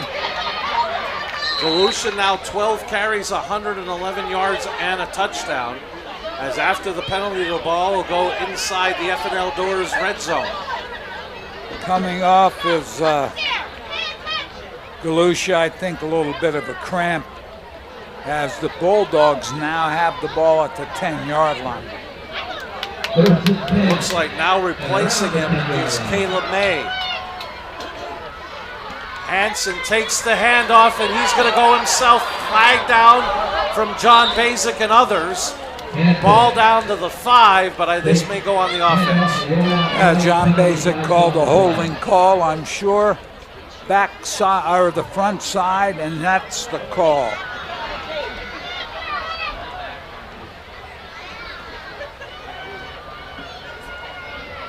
Talk about that offensive line with Leonard, Shuckers, Grozier, Reeder, Geiger, Lonzinski. So there are a lot of people involved. Galusha's back in. Penalty brings it back to the Cougar 20. On the Penn State Hazleton third quarter scoreboard, 10-7 Bulldogs. Looking to build on that lead after a fumble recovery by Decker, forced by May.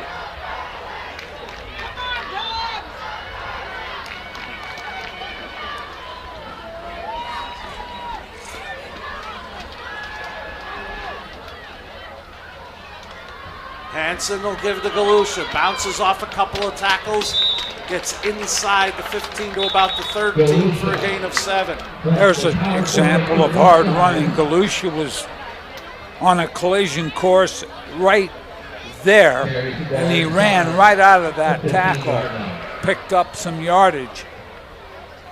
You got to wrap your arms when you're on defense if you're going to make a tackle, especially with backs that are hard running, which Galusha is.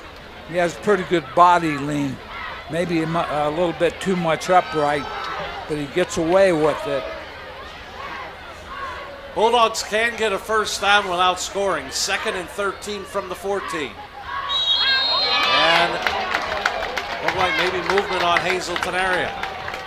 Must have been interior because I didn't get a look at it. Part of the problem now is defensively become a little tired. We talked about it was warm for a late September, mid-September game. So now you start to make mental mistakes which turn into physical mistakes.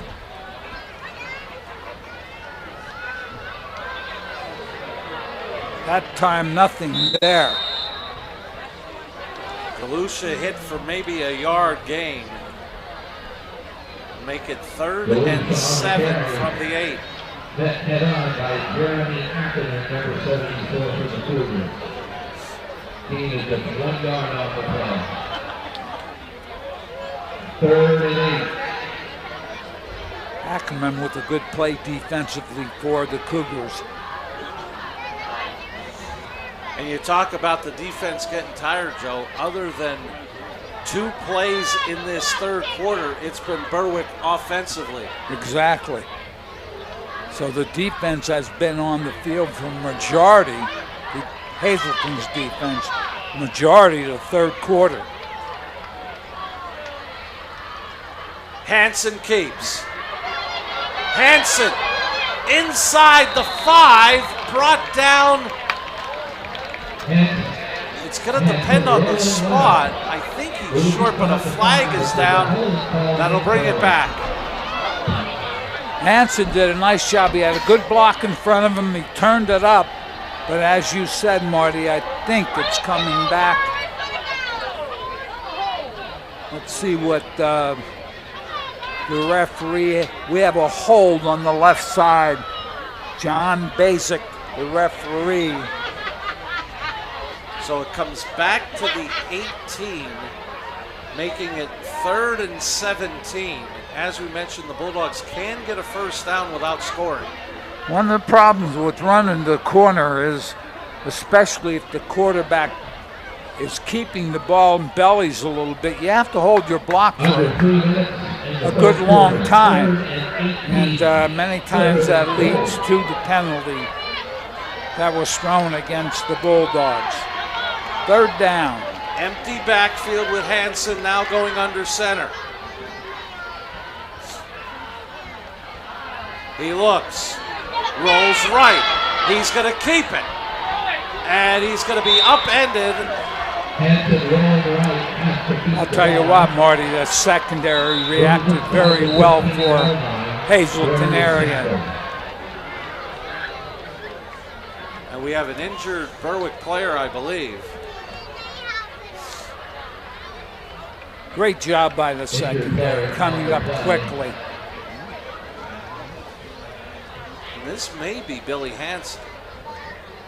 I think one of the things you have to do offensively, inside the 20, you have to pick 7 or 8 plays that are, you feel, good red zone plays. Run them from different formations. After a game or two, change it up a little bit. I don't think you can go grab bag down there. You have to tell yourself, these are the 7 things we do well inside the red zone. And if that doesn't happen, then you do start grab bagging and you come away with a few points. I think we're going to see another field goal attempt here. So even if Yost makes the field goal, if you're Dennis Bookman across the way, Berwick's had the ball just about this whole third quarter. We're still within a touchdown and an extra point of taking the lead. You got it. And that's why it's good to come away with 3. But you know what? 1 out of every 3 or 4 attempts inside the red zone, you got to come away with 6 or 7.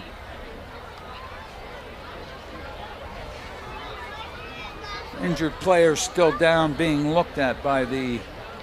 And we'll wait to confirm when he gets to his feet, but that may be Billy Hansen that's down. I talked about the secondary, didn't get a number. It might have been the safety, it could have been the cornerback, came up quickly for the Cougars and made a nice stop. Trying to make something, and finally ran out of time, tried to turn it up the field.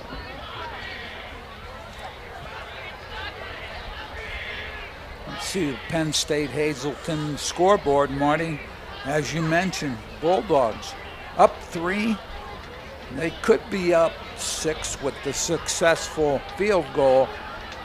But on Hazleton's sideline, you have to think, I feel pretty good about that. I have to tell my defense, they did an excellent job. And it is Billy Hansen that's being assisted to the Berwick sideline. Not walking steady as he's getting some assistance to get to the sideline, so.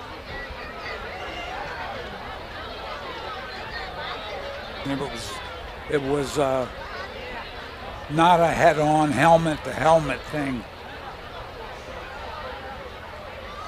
So while we have a moment before the field goal, I'd like to thank the Third Base Luncheonette for supplying our crew meal tonight, as they have for so many seasons here at WYLN.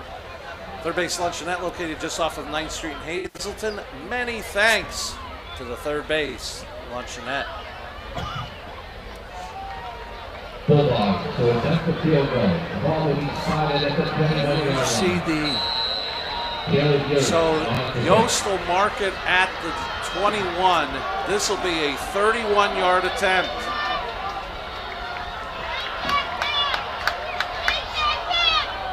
Kick short, may have been tipped at the line. No good. 2:10 remaining. And considering for how long Berwick has had the ball this third quarter, Coach Bookman and his staff and team have got to be thrilled. They're only down. I'll tell you, right, you see them greeting their defense as they come off the field. Great job defensively by the Cougars. Yeah, that ball looked like it might have been tipped, Marty. You're right. It sort of slowed down.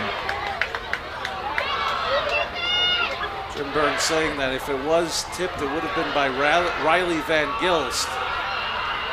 Senior who's come up big early on in this season, especially on special teams for the Cougars.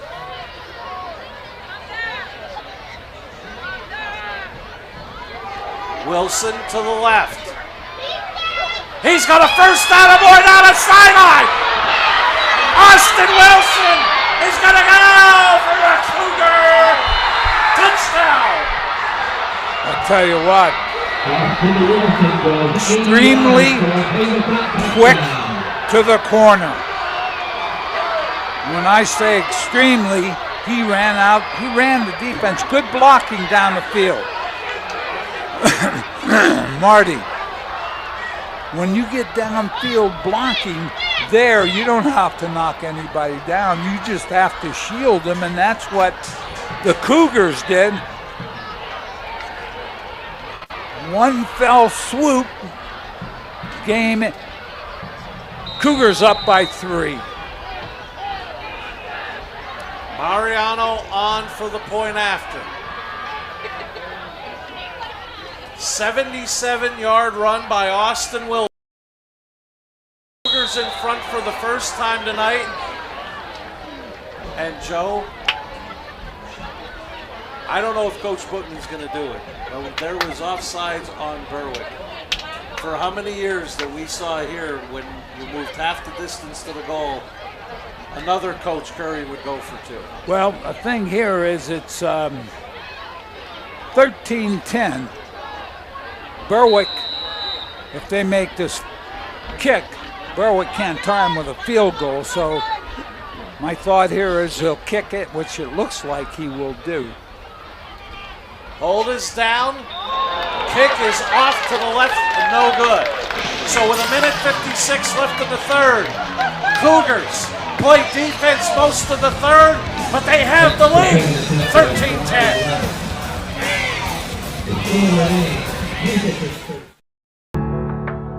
Penn State Hazleton is improving the lives of others, starting in our community.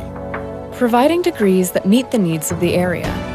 Fueling entrepreneurship and contributing more than $36 million annually to the state's economy. Researching the health of our local ecosystem on the Susquehanna River. Together, our impact keeps growing, backed by the strength of 24 campuses and 700,000 alumni. Hey, it's Justin from Grand Central, and our trained sleep professionals are here to help you sleep like never before. With an extensive line of Sealy and Stearns & Foster mattresses, we are sure to find you the right mattress at the right price. Free delivery and removal, interest-free financing for up to 60 months, and same or next day delivery on select models. And don't forget, everyday low prices. Stop in to one of our 2 locations, Route 93 in Nescopeck, or downtown Hazleton, and see why Northeast and Central Pennsylvania sleeps better with Grand Central. Welcome back to Crispin Field in Berwick. What a state of affairs. A missed field goal by Berwick and then a 77-yard run by Austin Wilson. We talked about it before we went to break, Joe. Hazleton area's run 2 plays, taking 1:12 off the clock. Berwick 13 plays, 8:52 off the third quarter clock. But the Cougars have outscored the Bulldogs 6-3. And again, we go back to the Bulldogs' woes inside that red zone as the kickoff by the Cougars. It's going to be picked up at the 11. And the Cougars on special teams make a tackle, but a late flag down at the 9 as May had nowhere to go as the Cougars special teams swarmed upon him. And I'll tell you, they performed very well tonight. They're down the field quickly. We're going to have a penalty against the Cougars, and the first down will begin the snap at the 24-yard line. So a personal foul, either a face mask or a horse collar. Didn't catch the signal from Mr. Basic. Regardless, 15 yards. Instead of starting at your 9, you're starting at your 24, down 13-10. Can't fault the effort, Marty. The effort was there by that special teams unit. What you can fault is try to break down, if it was a horse collar, break down a little quicker so you can make a clean tackle.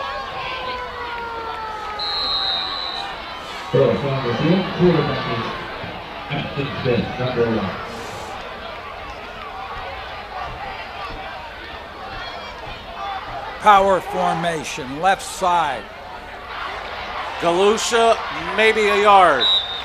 As remember, before the field goal, Hansen went off with an injury, so that was Ashton Smith under center. Marty, you can go to the well a couple times, but you have to throw some variety in there.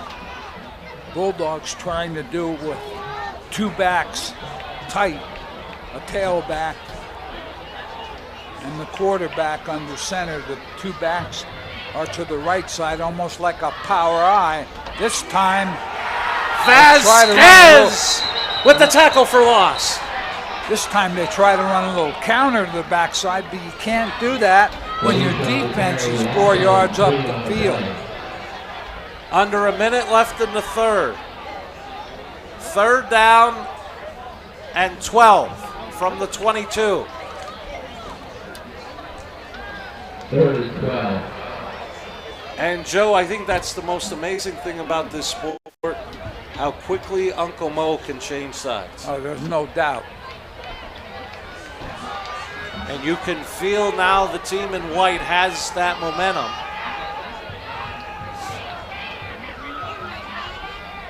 Play action. Smith looking, rolling left, now being pressured. Got a nice block through across the middle, has picked off. Going in for the touchdown is Heck. Xavier Heck. I'll tell you what happened there, Marty. The quarterback going right tried to make the throw back to the middle of the field, didn't get anything on it.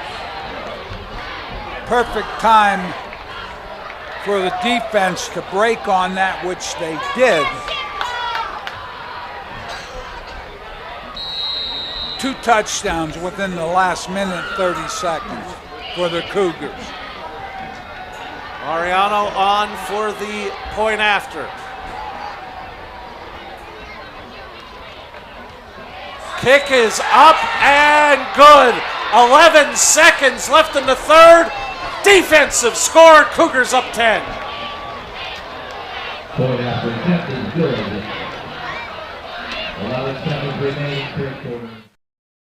FNL Doors, your trusted overhead door supplier for over 50 years, providing quality products and services to Eastern PA and beyond with 2 strategic locations. They carry garage doors from leading manufacturers in the industry like Rainer. They guarantee parts and service for your home or business, from new construction to replacement doors, inspections, and service calls. FNL Doors stands behind every job, taking pride in the work they do. Call 800-344-DOOR or visit FNL Doors online at fldoors.com or visit their showrooms in Hazel Township or Schuylkill Haven.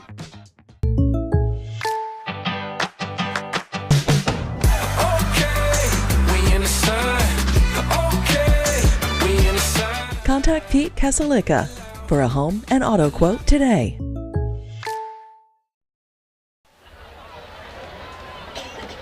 We are back. Get a look at the interception return for a touchdown that have the Cougars up 10.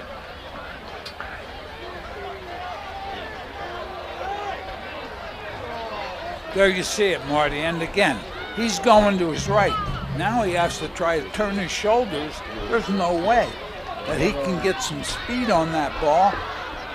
Interception and the touchdown. Now the full Bulldogs are really squibing kick goes out of bounds. So Berwick will get nice field position from the Mariano kickoff.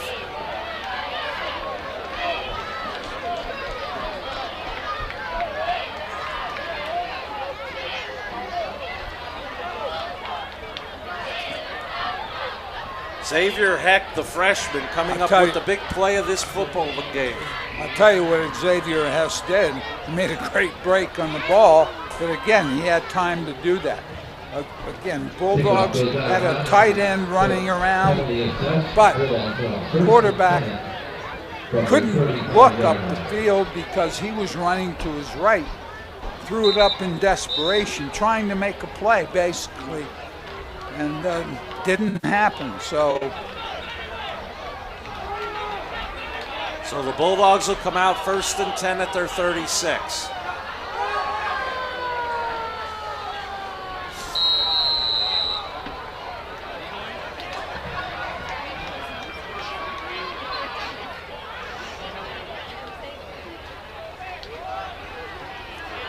Coming left, Hansen back in, and the Cougars drop him for a loss of a yard.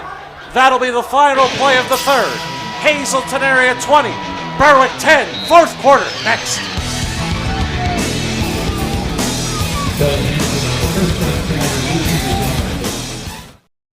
And you will love the feel-good feeling you get when you shop at Grand Central in Nescopeck and Hazleton.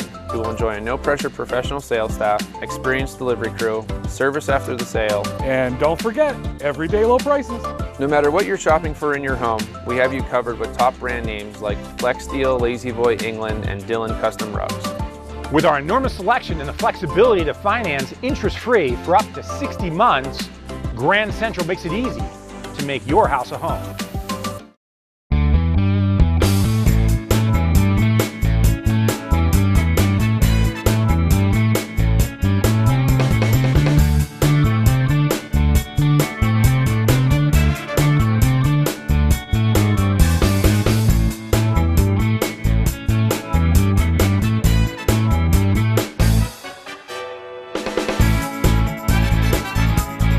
Third Base Luncheonette, still making memories after all these years.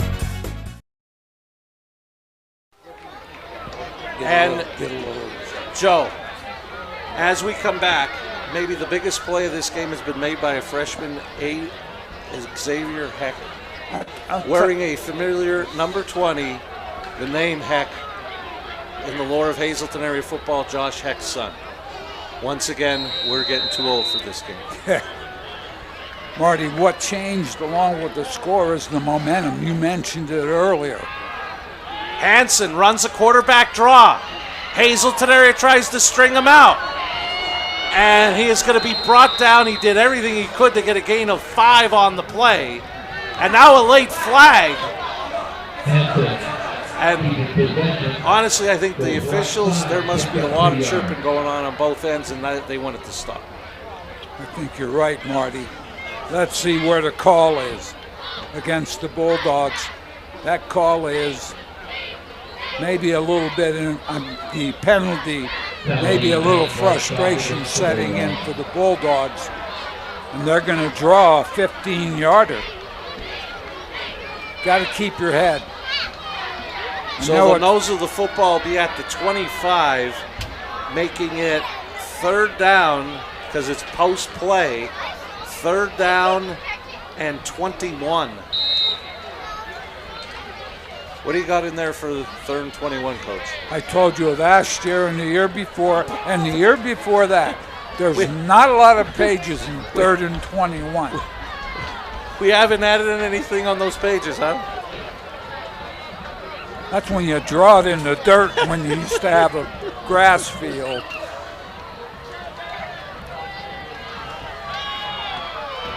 Hansen doesn't find anything. Now he tucks and throws. Incomplete. And Joe simply running before you got it. Wanted to get it up the field. And with 4th and 21 at your own 25, the Bulldogs can do nothing but punt right here and hope the defense can get it back for you. Exactly right. And the defense has played on pretty well for the Bulldogs for the majority of the game. It's amazing. I think Jim Burns said 2 offensive plays in that third quarter for the Cougars.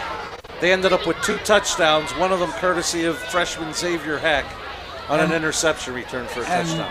Austin Wilson just got to the corner as Berwick punts it away. Nice punt.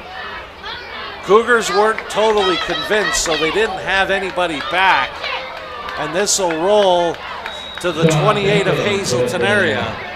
56 seconds into the 4th on the Penn State Hazleton scoreboard. A big run by Austin Wilson, an interception return for touchdown by Xavier Heck.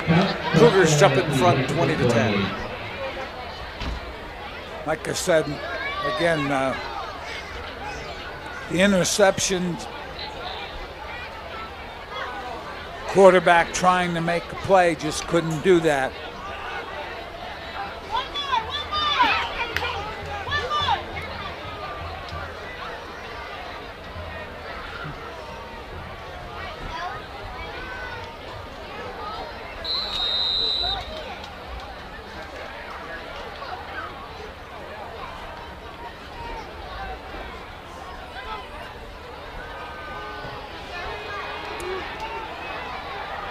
This is going to be Wilson, who will eventually step out of bounds. We'll see where they'll mark him. That time they did a better job, they being the Cougars. Hazleton did a better job at least shielding the backside so that pressure doesn't get to them. Again, running off the left hash, the right cornerback takes off. So it's going to be a second down, Marty, and having a hard time picking up the down marker. Didn't come away with any yardage, so we're looking at 10.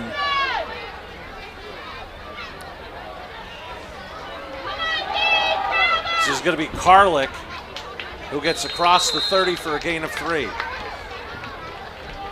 Berwick again defensively doing a nice job.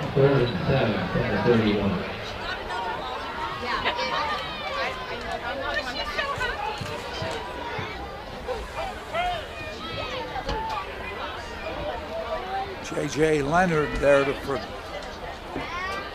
tackle along with several of his teammates.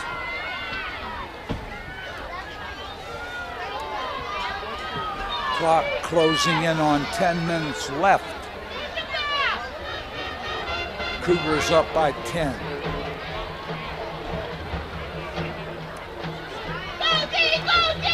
Wilson rolls right, throws downfield for Gonzalez. He got him!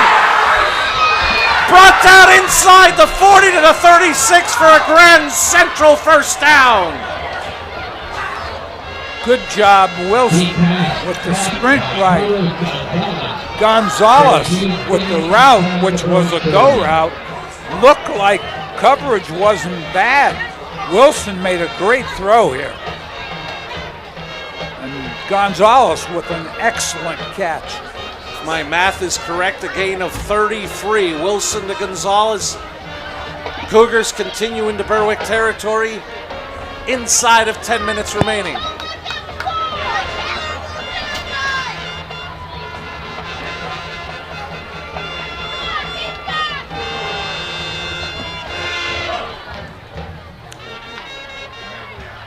Now, as we get down here in the fourth quarter, Joe, clock was stopped because Gonzalez was knocked out of bounds as the Cougars run it here down to the 31 by Johnson.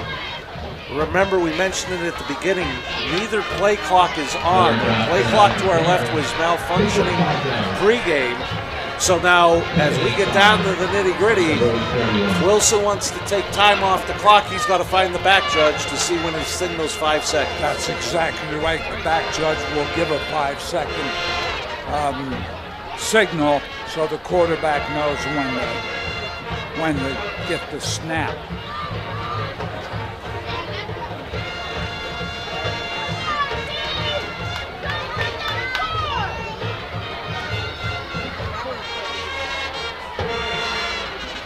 I don't know if he noticed the back judge.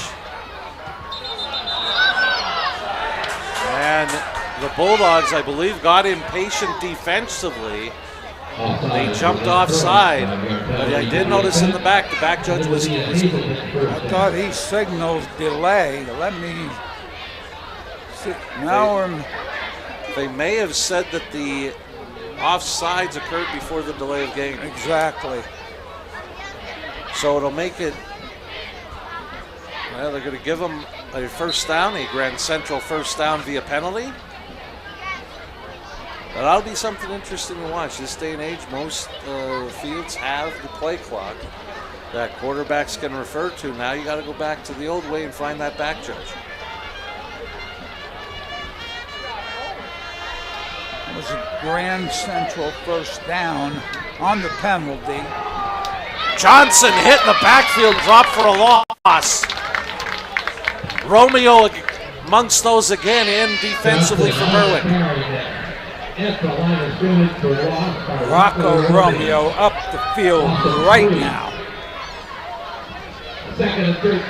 Now you have defensively, you should always tell your defense, especially as you get into the fourth quarter if you're behind, start thinking about tackling the football as well as the ball carrier.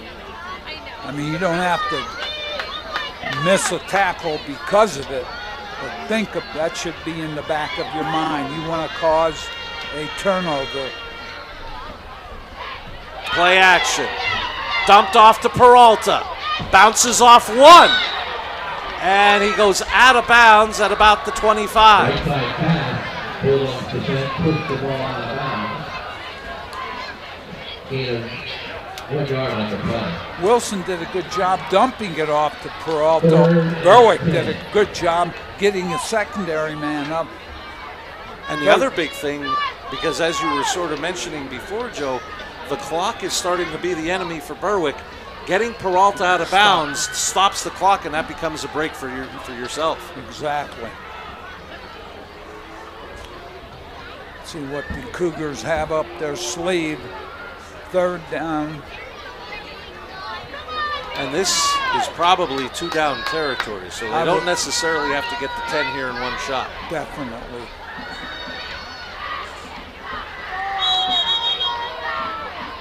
Coach Bookman takes a timeout. 8:10 left. They lead it by 10. Timeout to field by Hazleton. SJ Kowalski is your Mitsubishi Diamond contractor. They can install a Mitsubishi electric Mr. Slim ductless heating and cooling system. Mr. Slim systems are designed to make any living space in your home inviting. You can have a different temperature control for every room in your home. The money-saving technology can save you 25 to 50% on your heating bill. For Mitsubishi, Renai, and trained comfort specialists, call SJ Kowalski at 570-455-2600. Penn State Hazleton is improving the lives of others, starting in our community. Providing degrees that meet the needs of the area. Fueling entrepreneurship and contributing more than $36 million annually to the state's economy. Researching the health of our local ecosystem on the Susquehanna River. Together, our impact keeps growing, backed by the strength of 24 campuses and 700,000 alumni.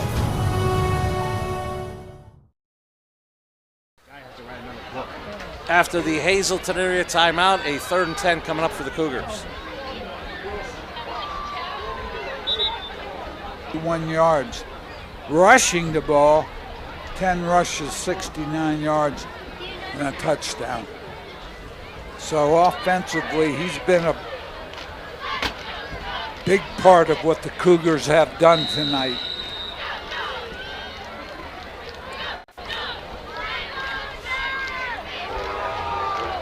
Draw play gets about 5 to the 20. It'll bring up 4th down. Not a bad call, Marty.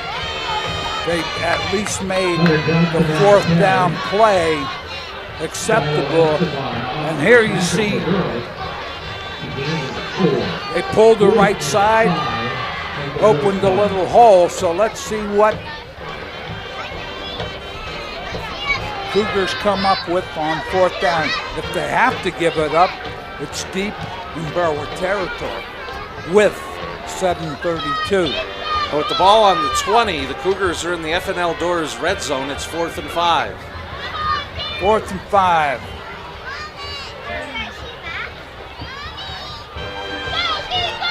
Wilson to throw, and almost picked off as Billy Hansen was trying to jump the route. He was looking for Moran, but it falls incomplete. He did a great job defensively. It was a smart move. It was a good play call. The only problem is with the route.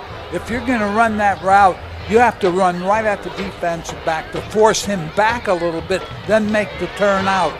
Didn't happen. Hansen pretty much had a collar on it from the beginning. So the Bulldogs start their offense deep in their own territory.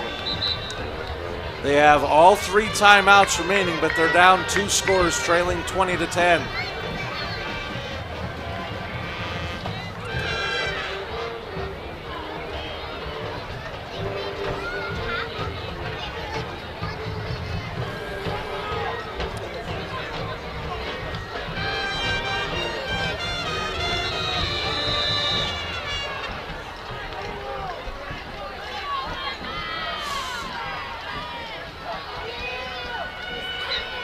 Looking for a screen backside. Galusha, I thought I heard whistles that his knee was down. That does appear on the far sideline. They're going to say he only got a yard. Good call, Marty. Maybe needed to draw it out just a little bit more, but the rush was up the field. He dumped it to him, but I think Galusha had to come back a little bit for the ball, and he went to his knee.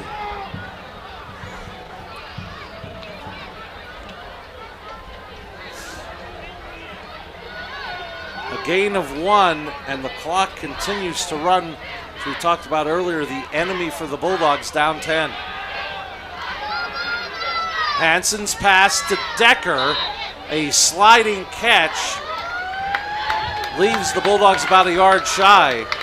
Speaking of sliding, the Mets are facing a Clemens on the mound currently, but it's not Roger, it's Cody. It's 11-0 Mets in the 9th as the Metropolitans look to gain that final wild card spot. Philly's magic number will remain at 9 to clinch the NL East. Decker making a great catch for about 9-8 yards. Gets the first down. It's a Grand Central first down. Coming up to make the play, among others, was Vasquez, Joel Vasquez for the Cougars, and an injured Bulldog down. Hansen used his athletic ability, going inside quickly, picking up the first down. Grand Central first down has looked like a cramp to me, Marty, and we mentioned that earlier. As we're going to have a short break here as the trainers work on that. 5:39 left in the ball game. All 3 timeouts remaining for the Bulldogs. But with the 5:39, key is you're down 2 scores. 20-10. Caleb May leaves with a limp, and just the way he's limping, as you mentioned, maybe a cramping situation for him. I'll tell you what, Caleb May has had a big night for the Bulldogs. He played very well, I thought, at cornerback. As medical people take a look at him. First.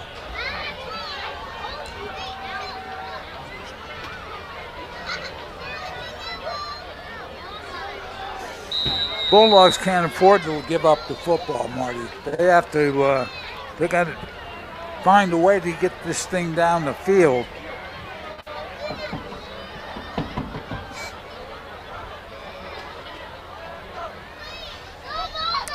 Fumble! Picked up by Hansen, dropped from behind by Peralta.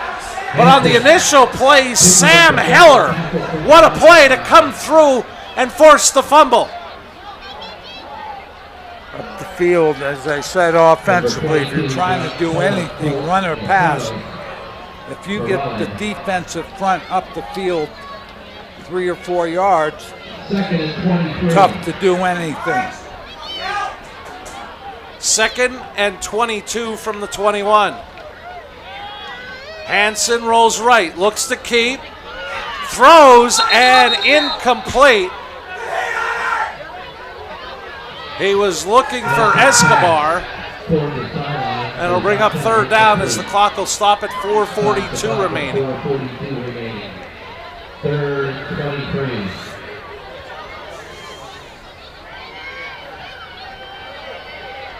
Hansen ran to the trips,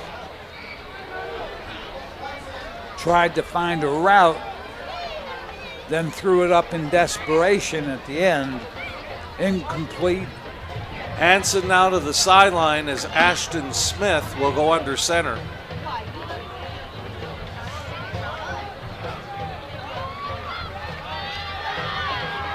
Slings it out.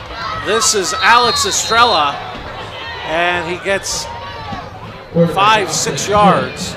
Estrella tried to, I believe, wanted to run the under on that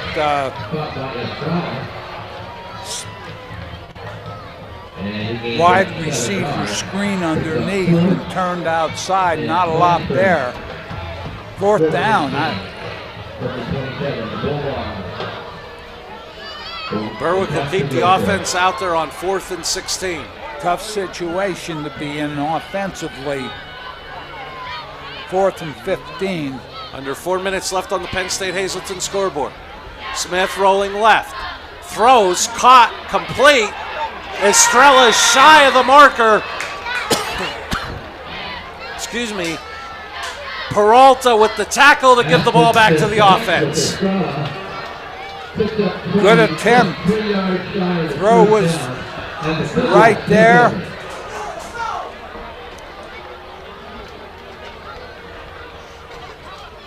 I believe that was Packer for Berwick with the catch.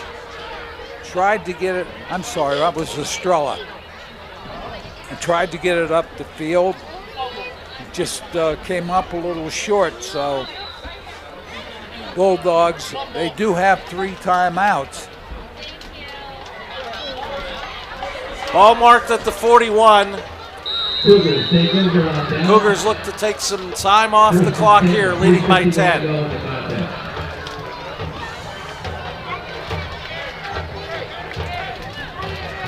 This is Wilson. Wilson into open field. He's going to get his second touchdown of the night, and that may have put it away for the Hazleton area Cougars. Defense slow getting there. Obviously, many of the Berwick players playing both ways. Wilson with his speed gets it to the corner. Here you see it. Now watch as he turns it up right there. The gap right there. The inside of the defense never got there. Wilson's able to take it up the field. 26-10 Cougars. Mariano for the point after. Kick is up. Good. 3:41 remaining. Cougars lead it 27-10.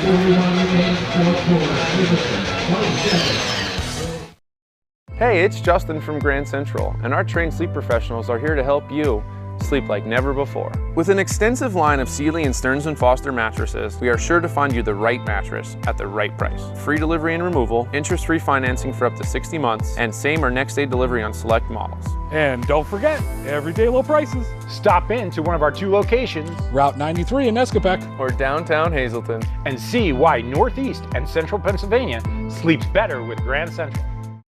FNL Doors, your trusted overhead door supplier for over 50 years, providing quality products and services to Eastern PA and beyond with 2 strategic locations. They carry garage doors from leading manufacturers in the industry like Rayner. They guarantee parts and service for your home or business, from new construction to replacement doors, inspections, and service calls. FNL Doors stands behind every job, taking pride in the work they do. Call 800-344-DOOR or visit FNL Doors online at fldoors.com or visit their showrooms in Hazel Township or Schuylkill Haven. The 3rd rushing touchdown of the night for Austin Wilson may have put this one away to give the Cougars their 2nd victory in a row. One play, Marty, 41 yards. Wilson to the left side. Found the gap between the front side and the back side defense. And I believe from the last note, Wilson, 110 yards rushing, 3 touchdowns. Mariano, the kick after, has the Cougars in front, 27-10. But it might have been the 2nd rushing touchdown of the night, Joe. We had talked about it. The Cougar defense had held, missed field goal, and then Wilson went from 77, and the Cougars from this point have not looked back.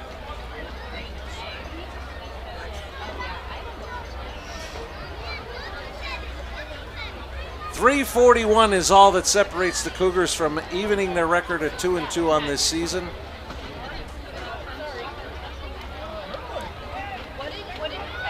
And if you're C.J. Curry, Joe, there were things to build on tonight, and I think you sort of talked about it. Wilson got that big hole and ran away from some tired players playing both ways. Short kickoff taken at the 24. Peralta on the tackle, out across the 35-yard line. I'll tell you what, Marty, you look at what you did well, and believe me, I know exactly what he's going through. And I know I'm getting older, but I haven't forgotten it. That's as deep the scar runs. The first year, you take a program over and you're trying to redo it and re-image it in your thoughts. It's just difficult to do. You got to have good people around you, which I'm sure CJ does. And you have to build the culture. His grandfather built a culture in Berwick, and you have to build a culture. Not an easy thing to do. And Joe, you talked about good people. It's always a pleasure when we get to see Dr. Cos Curry, father of CJ, son of George. Always to see that smile, and there is not a better person on this planet than Dr. Cos Curry. It's great to see him earlier tonight. Extremely well for himself, and doing a great job up in Stroudsburg. And,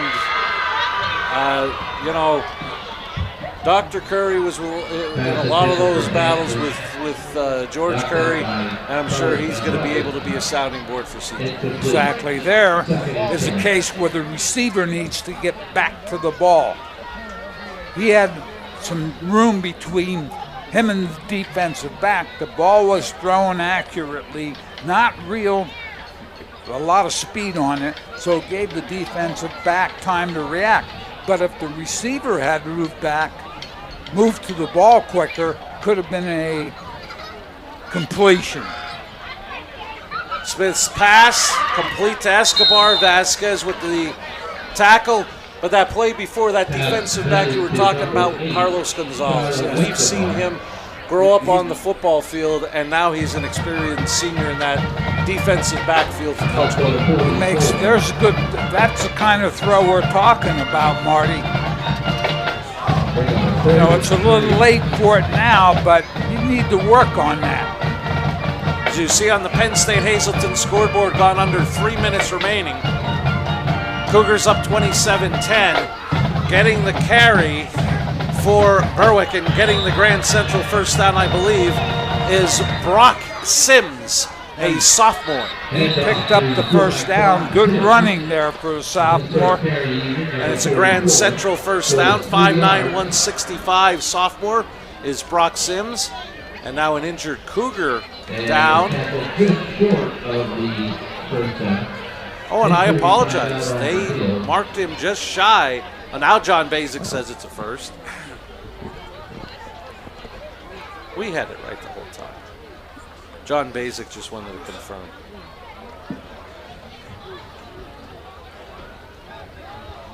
As I said, Marty, he's down, and now's a good time to work on it. I mean, obviously, you look at the board, they need Bulldogs, need 3 scores. Heller was the injured Cougar. New set of downs for the Bulldogs, 2:46 remaining. And they'll wind this clock once everything is set.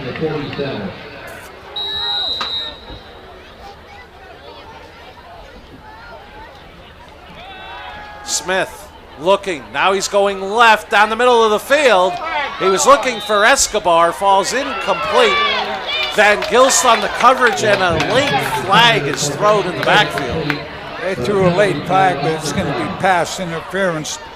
They got tied up, I believe, both of them. The legs got tired up. You know, it all depends on the official, to be honest. Some of them will call it, some of them will let it go as part of the football play. And I don't think they will let that go, so it's going to be a first down via penalty. And it's a Grand Central first down to the Cougar 38. 2:35.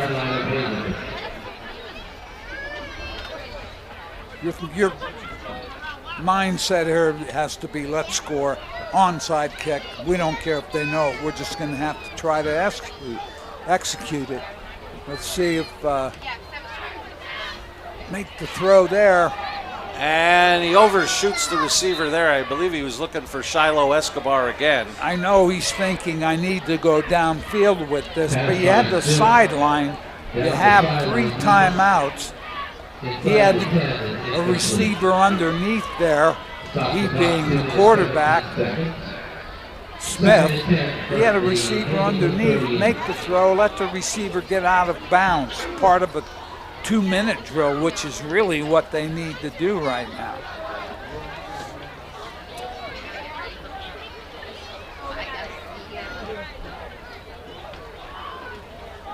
They'll give it to Sims. He gets knocked out of bounds. A flag on that sideline, so we'll check that. Sims only a sophomore, you mentioned, Marty. Nice job, he got downhill quickly. Let's see what... It is a hold, so we'll see where the penalty was, and they'll mark off 10. It looks like ball will be marked somewhere near the 41, which will make it 2nd and 13. One of the things you need to teach your offensive line is, listen, we're going to run a play wide. The first thing they're going to look for is whether your hands are outside the body. And then when they see a hand out here, that's going to be the call. Quick throw outside. And getting out of bounds is Escobar, but another flag down in the middle of the field. Right side pass, long line of scrimmage. We have another hold. Completed, and he stopped out of bounds at the 45. There's a flag on the field. Well, there's a couple things here. You're down by 17 points. You have to throw the ball pretty much. So the defense is, they're teed up. They're coming after you. Offense is a little bit of a disadvantage because the defense, the only thing they're worried about is getting to the quarterback.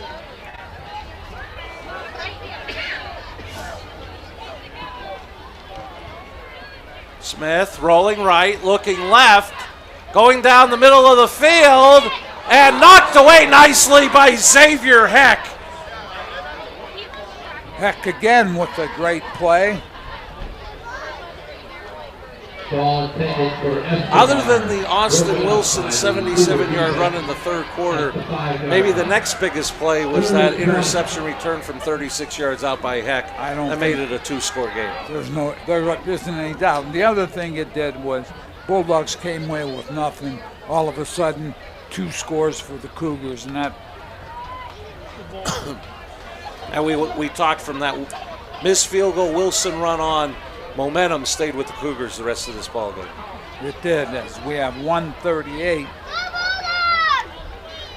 And incomplete, looking for Decker. That's a case of trying to catch it and take off before you catch it. So, 4th down coming up. 4th and 19. Minute 33 with the clock stopped, 4th and 19 from the 47.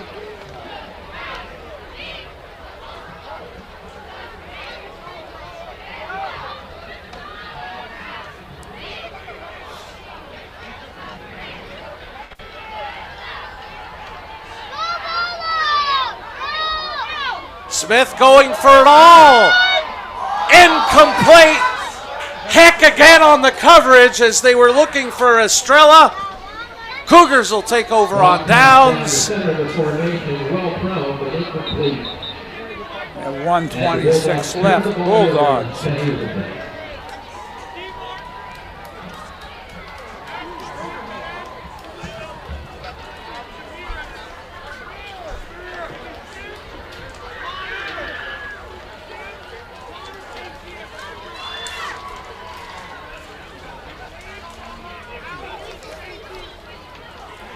Like I said, Berwick at this point, Marty, go in, take a look at the film, talk to your players about what they did well as their mistakes. Put your game plan in for your next game. And so, Joe, we talked about we'll see the Cougars at home next week against Wyoming Valley West. Berwick stays at home. They'll face the Hawkeyes of Hanover area. As Cougars now, there you see our remaining schedule, as you had mentioned before.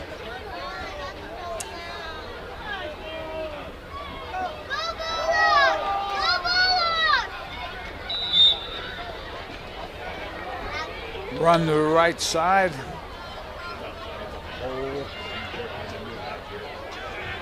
tell you, as coaches now, it also behooves you to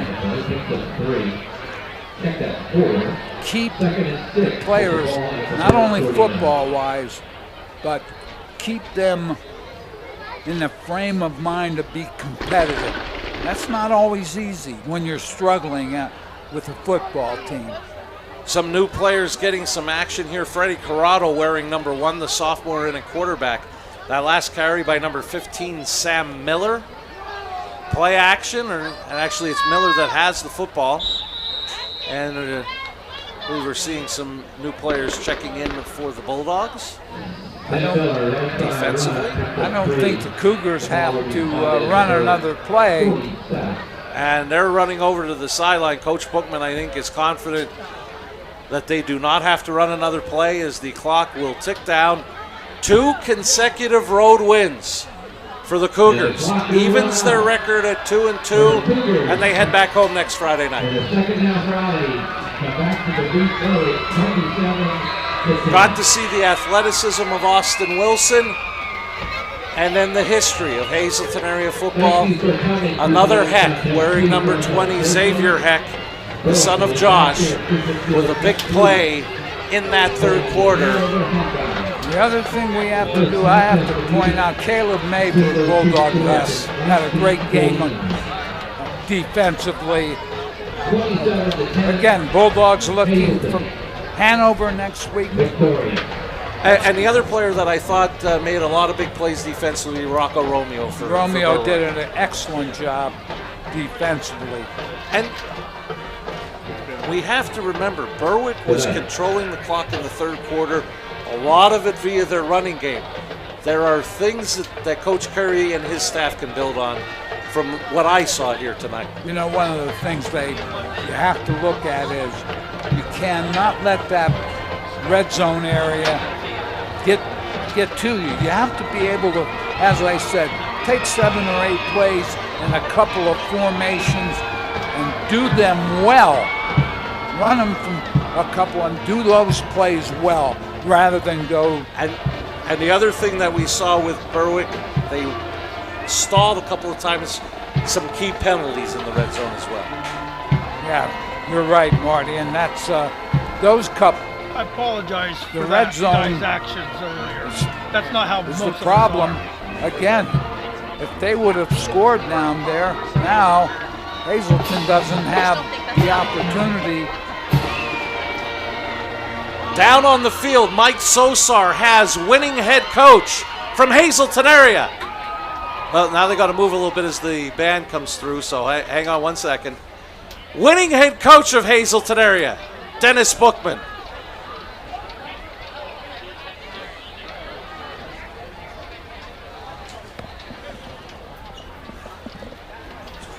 I'm sorry.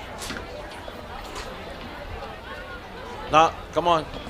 Or here, let me do this.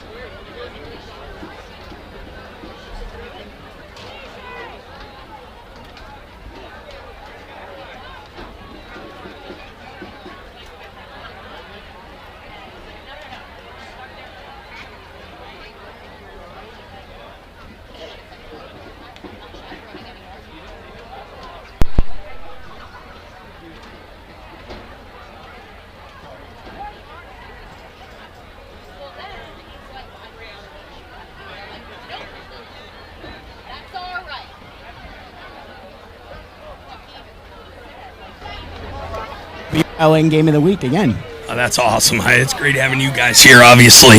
Thank you for all you do. We're excited to be able to get back home now, compete in our home fans. We treat the season in two here in terms of the regular season. We're closing out the first half, and we'd obviously like to be able to close out the first half with a winning record here against a really good and tough opponent. West, another big story. We go from a huge against Berwick, equally big one against Valley West here, and we're going to enjoy this one tonight, and then we're immediately going to get focused to Valley West tomorrow. And we better get you some NyQuil too, or some throat lozenges, little Ludens. That does it from the field, guys. Coach, congratulations. We'll see you next week. Back upstairs to you, Marty.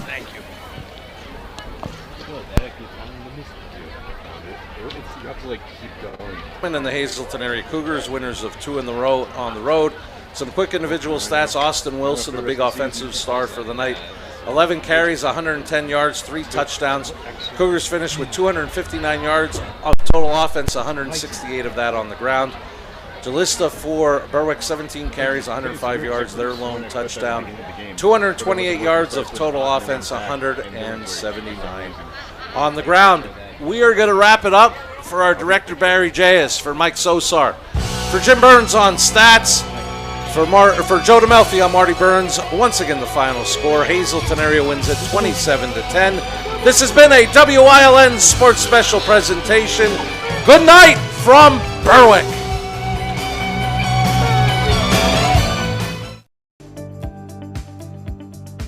You're watching WILN TV 35.